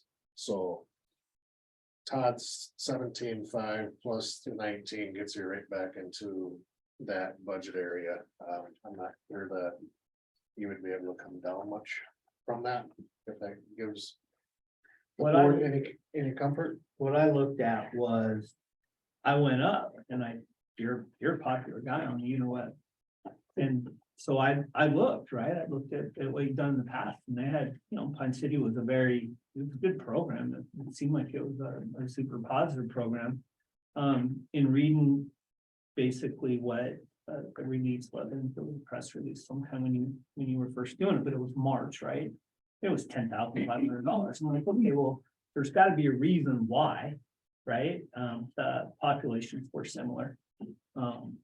I don't know, I've never been there, so I don't know, but that was kind of what put us down the path when we started looking closer at podcasts, right? Like, I don't know who's gonna listen to those podcasts.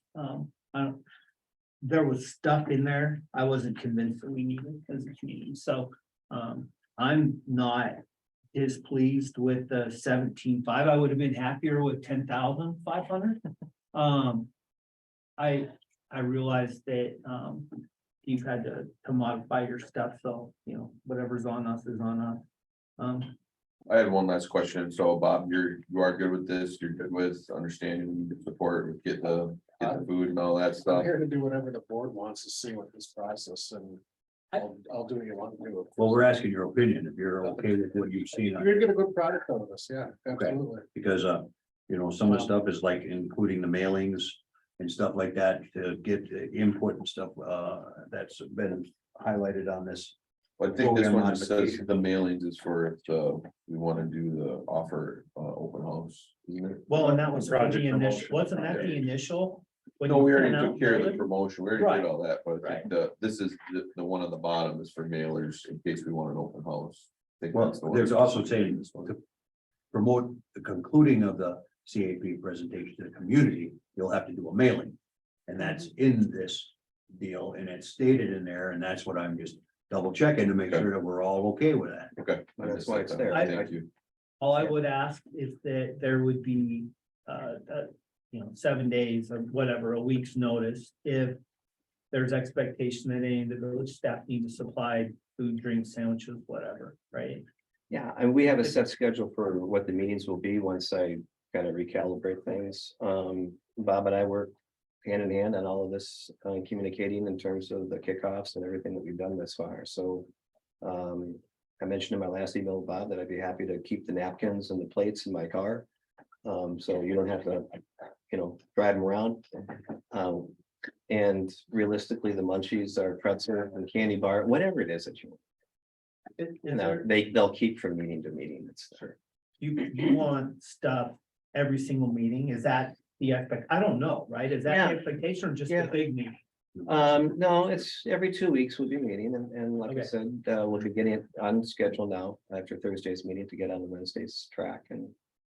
Bob, if you want me to grab lunch one day. I can put on- Yeah, go on the one. And I said to Bob, nothing, no sandwiches, we don't need to go do anything outlandish, something for them to munch on that's, munchable.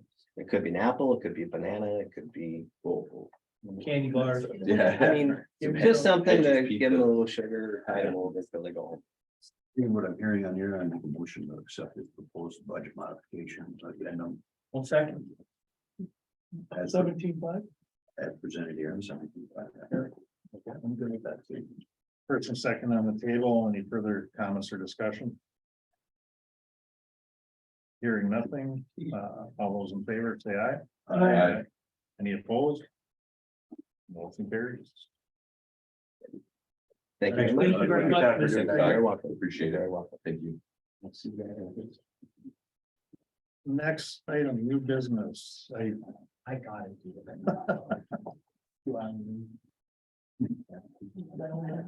Something. I agree. There we Well, we can start. go. New business? Yeah, we're on the new business. I'm back. This is his thing. I know. What's that?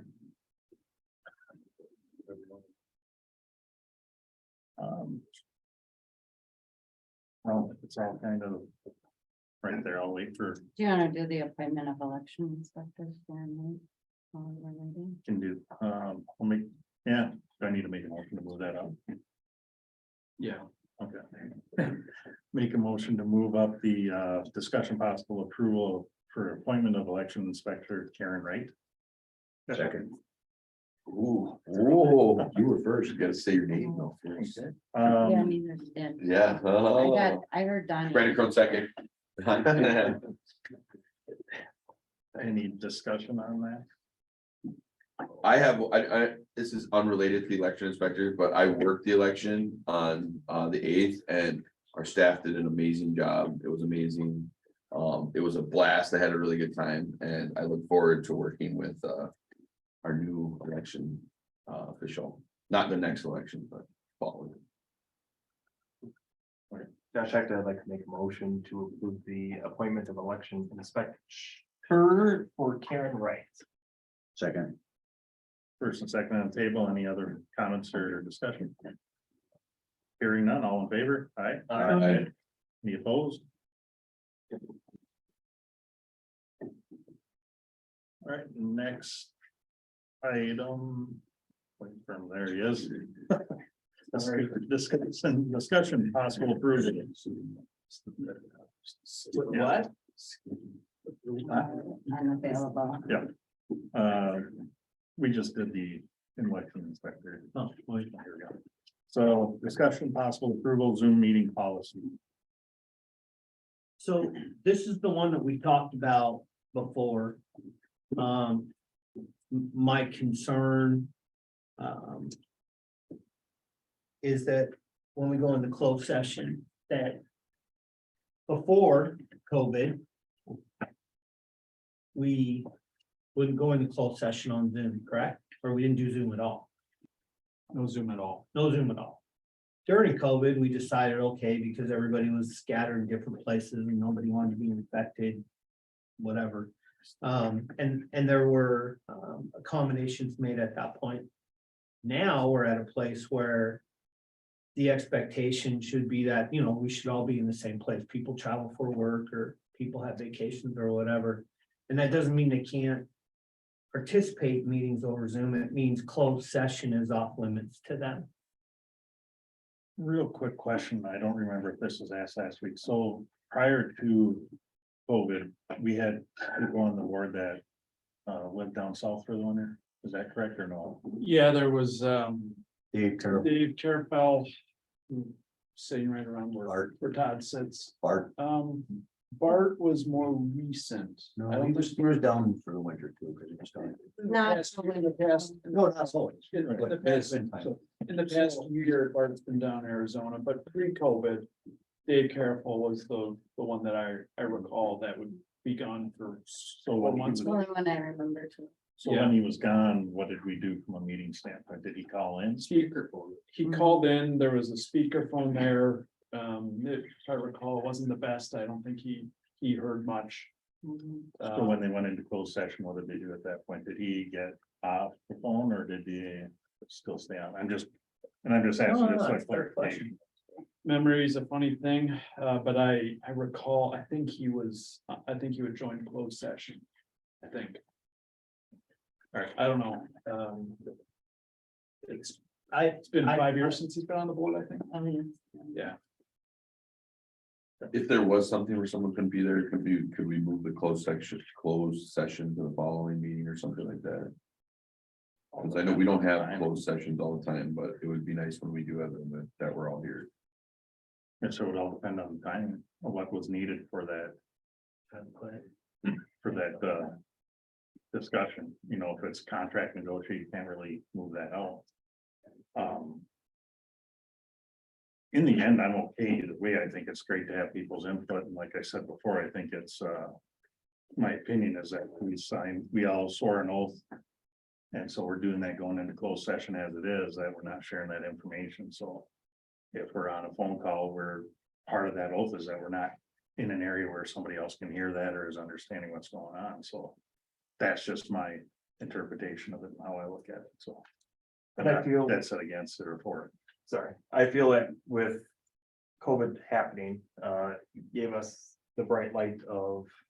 We can do things over technology, we can utilize technology, we now have the OWL, which gives us the access of that.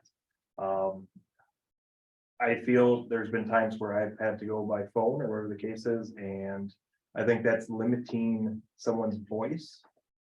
That's on this board, if we do it that way, and they can't participate in closed session. I think if you have concerns for if anyone's around or whatever the case is, that we might put in place, you have to be on video during closed session. And that way, everyone's happy, we can see that no one's around, whatever the case is, but I think not allowing them to participate is muting them, and I'm not okay with that. Okay, so it's not, I don't disagree with what you're saying. But it's not a mute. You didn't push them out. They, for whatever circumstances, weren't there. But Right? they still have a voice in that closed session. In that closed session, it doesn't mean that they won't be able to have a voice in another closed session or the next meeting or whatever. But right? it's that closed session that you're making decisions and you're still muting them. You're coming out of closed session, there's a decision that's gonna be made or maybe not made. And that individual is not going to be able to vote on that thing or not have the knowledge of what was discussed in closed session to make a adequate decision. And so that person who could potentially vote against something, not having the knowledge of what was discussed in closed session. That's 100%, everything you just said is 100% true. Like I said, my issue stems more from, an expectation that, you know, we do make a commitment when we come to this board, right? I understand that people have stuff going on, but I also believe that there's issues or topics that we cover in here, especially in closed session, that are sensitive. And, I think we need to treat them as such. I don't know that, I have an issue with we have somebody on Zoom and everybody else gets off and, I mean, maybe that's a workaround, right? Possible. Just a question, but is there a possibility, and I'm not exactly sure how Zoom works, but is there a possibility to have a separate dial-in or whatever for Zoom for that closed session where just the board members have it? Is that? So as of right now, everybody's usually put in the waiting room unless you're on the board for those closed sessions. So You delete them off or mute them or have a separate? They go into the waiting They room. go and into they're- a waiting room, they can't access that. So the solution that Josh brought up is actually fairly reasonable, right? It would be one person on that screen. Or two, Right. whoever's on Or Zoom. yeah, for the whoever's board not here.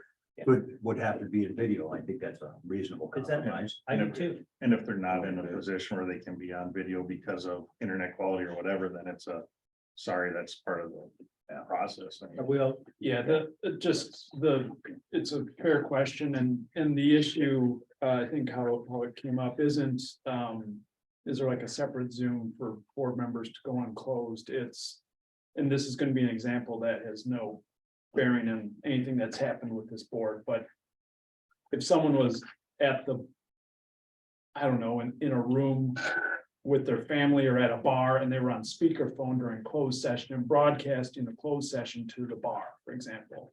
Going to a separate Zoom meeting or Zoom link wouldn't fix that. It's a concern about the confidential discussions that occur.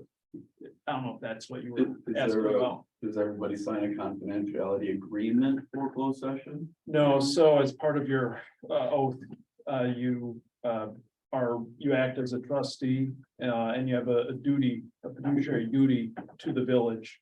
To act in the village's best interests, not your own personal interests, and part of that is protecting certain things that need to remain in closed session. So it's already covered, it's just. Yep. Thank you. Good question, Mike.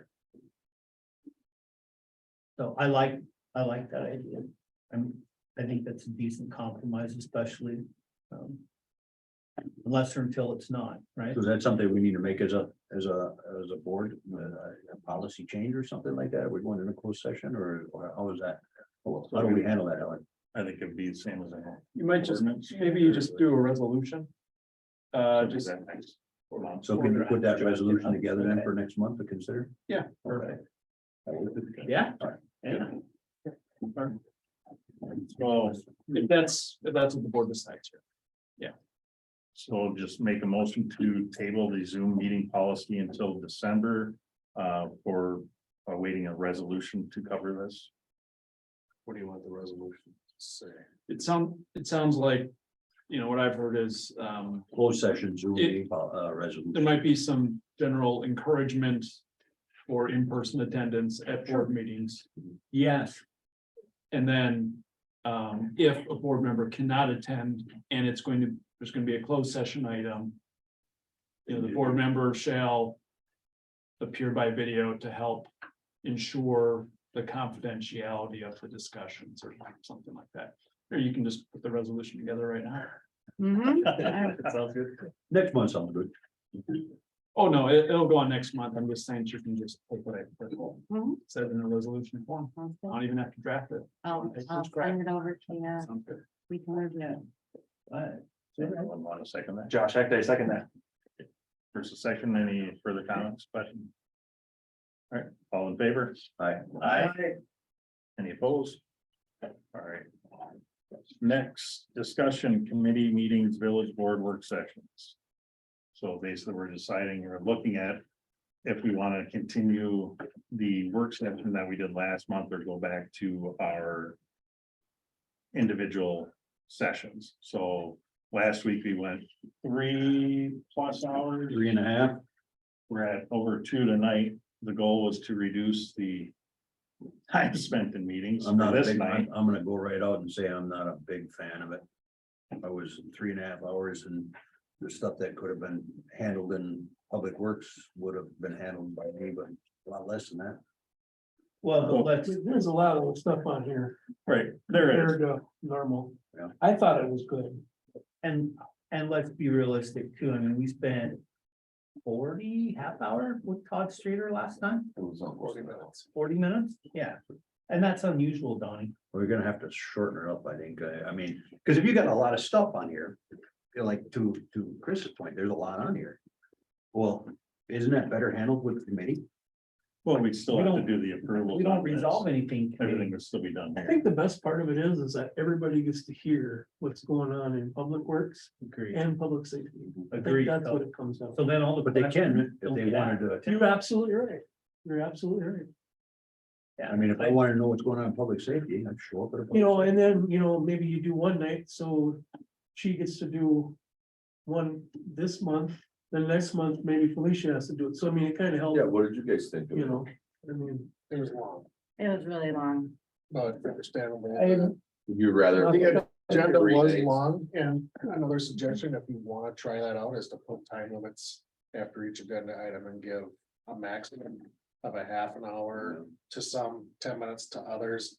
And if you can't make it in that half an hour, you're not talking about it, and you push it off to another meeting. And we bring in additional information. If we've got you that confused, then we didn't do a very good job of preparing you for a meeting, but I think it was an anomaly last time because we had a lot of discussion Mhm. on certain pieces of.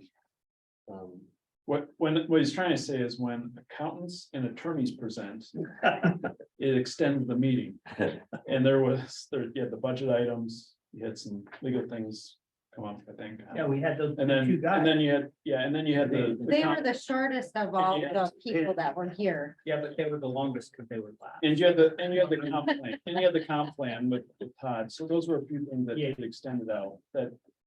And we talked about this, I'm not in disagreement with, I think there is a good idea of having like a 10-minute discussion as a posted time frame, and then we can make an amendment to the rules to say, let's move it out to a max of 30 minutes for individual point, items, I if think- there's something still going. We're all new and we're not going by the meeting rules that we have set here.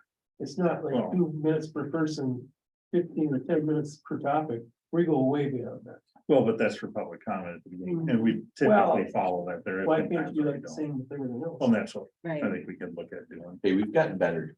Gotten better. Baby step. Yeah, it's only been a couple months.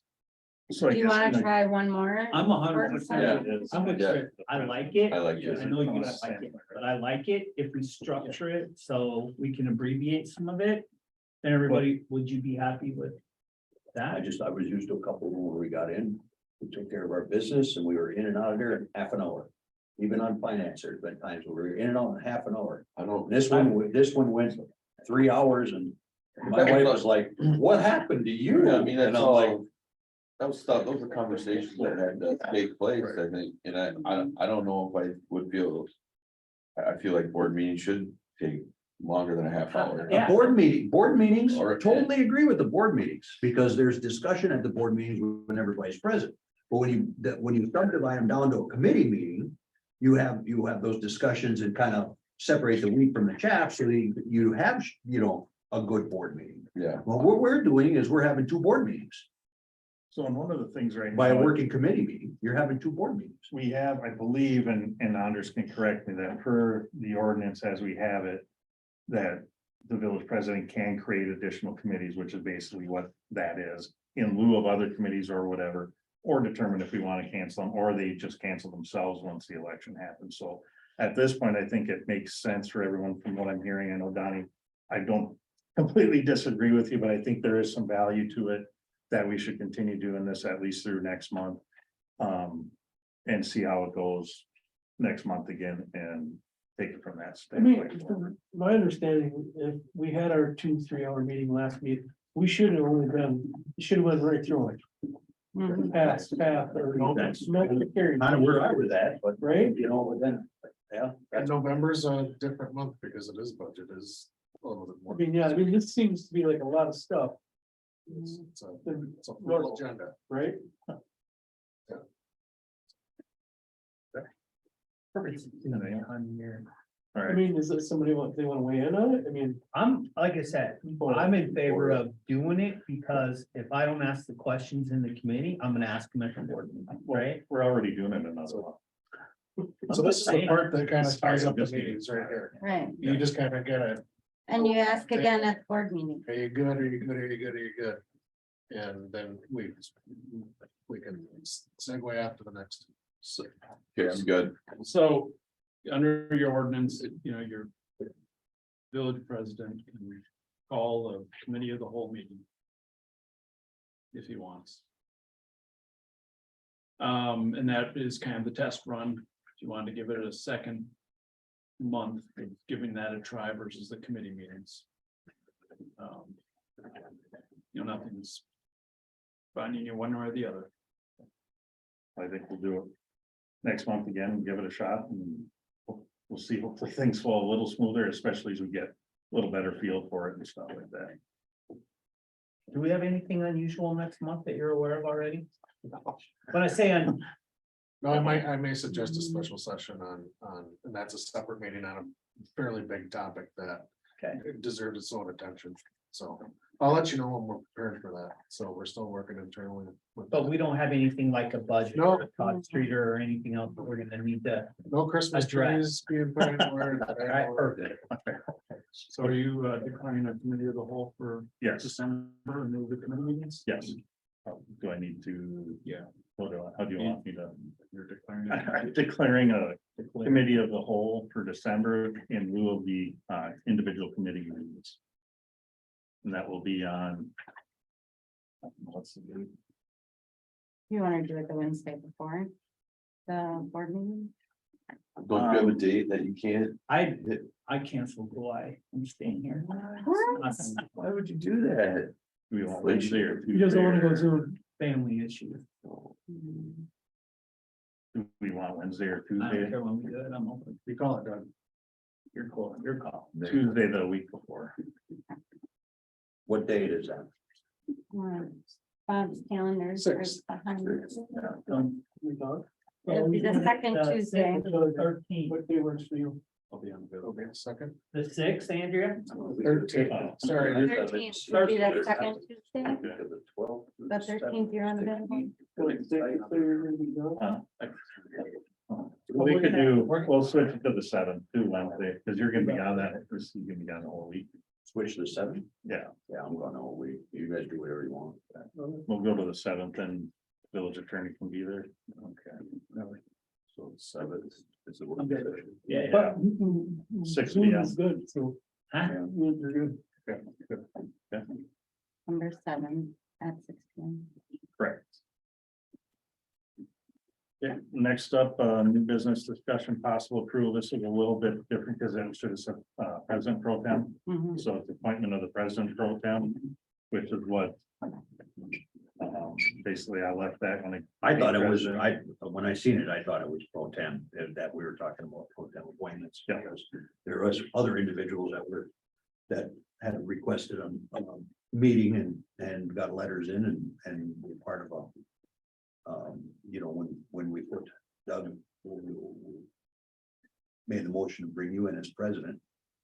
So when I see pro tem, I didn't question it, and I thought, oh, we're talking about everything, so. No, what we, We're talking about missing trustees and we're talking about the president pro tem both.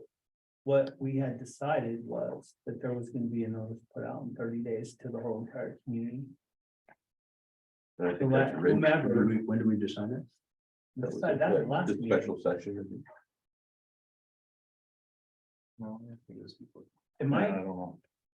I mean, I think we never did post it out there, so that's something that should be officially posted. no, but out you're there. doing that. Don't we have the now, letter? Is it Right. tomorrow? We don't know. It'll get posted. I mentioned that to Andrea tonight, Oh, that's fine. post it for a December review. And then it'll be closed as of January. Well, the They would be position would appointed in be, December, right? the position would be filled in December as At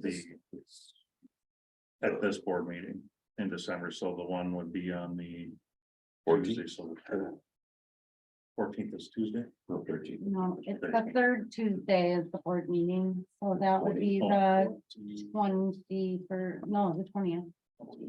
You wanna do it that close to Christmas, I'm gonna be gone. so you don't care. Is that okay? Yeah, let's do that. Mhm. So I thought we did, this meeting was the week before. the Yeah, board that'd be meeting, back So, up. Yeah, so we missed that by a week, so we need to amend that. or you can do it Or we the do it, we 7th. have 2 weeks to go, so. Yeah, we'll just keep it as the 7th instead of changing that. I'll say, so that will be Tuesday, 12/20 will be when we will review. Typically, what I've seen in the past is the Friday before all letters have to be in. Indicating intent. Mhm.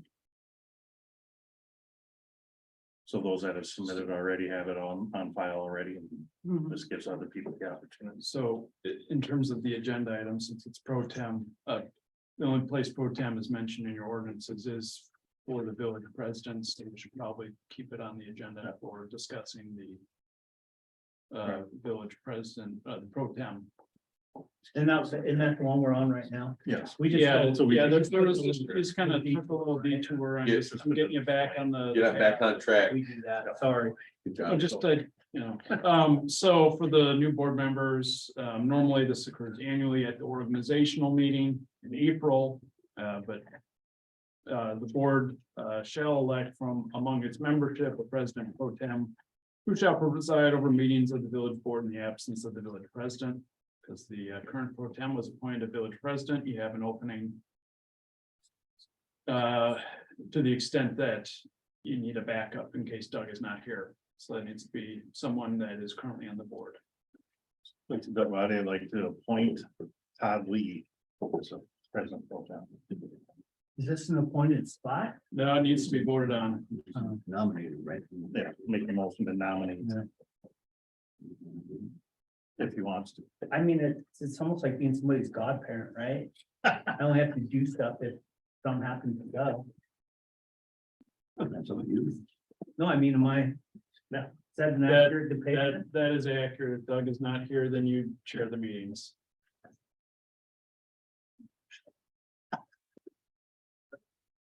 Yeah, I mean, You don't I'm- have I'm- to take it. I mean, I don't. You don't have to be the godfather. You Say guys no. don't be godfather.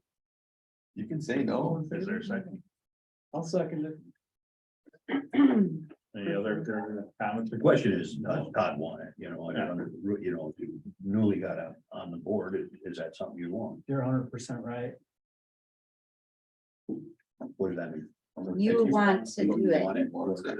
Yeah, I mean, I'll do it. Okay. Okay, But I don't have to do anything that's unless, what he's asking. unless you. Doug's not here, right? Right, Okay, any other comments or questions? Okay. All those in favor? Aye.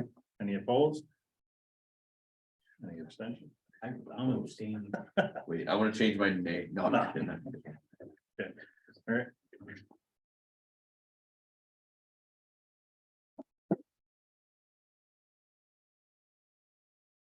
So the appointment of the trustee position will be next month. Did we go over the, Yeah, you were, Yeah, we did the election. like that. Okay. you took a recess, so. You were unavailable. All right, at this time, Minutes reflect that. Mhm. yes, you did not vote on that, so that's a deduction of 30 cents. I'm kidding.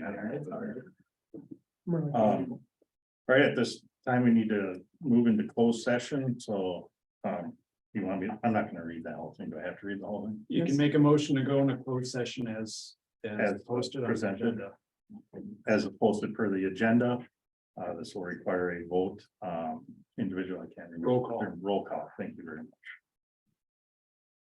Christine, second. second? Okay. All right, Doug Lottie, aye. Dudley, aye? Danny Kern, aye. Chris Real, aye. Yeah, check that. Brandon Crowe, Okay, all in favor, we will now move to closed session. Those in the village hall, please step outside. You can either come back or.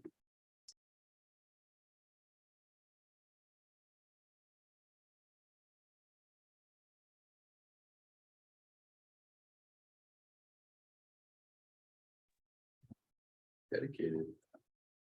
So that would be the center button as well. Unmute, I don't. I did unmute. All right, welcome back, anyone that is here. Coming out of closed session, I, Doug Lottie, make a motion to pursue maximum restitution as discussed. $13,000 against Mr. Sean Wiseman. Second? First and second, any other comments or questions? Hearing none, all in favor, say aye. Aye. Any opposed? Motion carries. All right, next item, village water and sewer bills.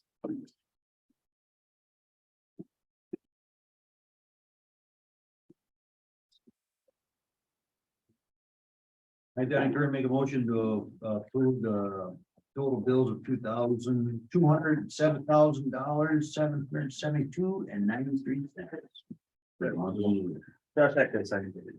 First and second on the table for the comments, questions, nothing, all in favor? Aye. Aye. Any opposed? Doug Lottie make a motion to adjourn at 8:53. Josh, next seconds. All in favor? Aye. Aye. Any opposed? Motion carries, we are adjourned. Have a great evening.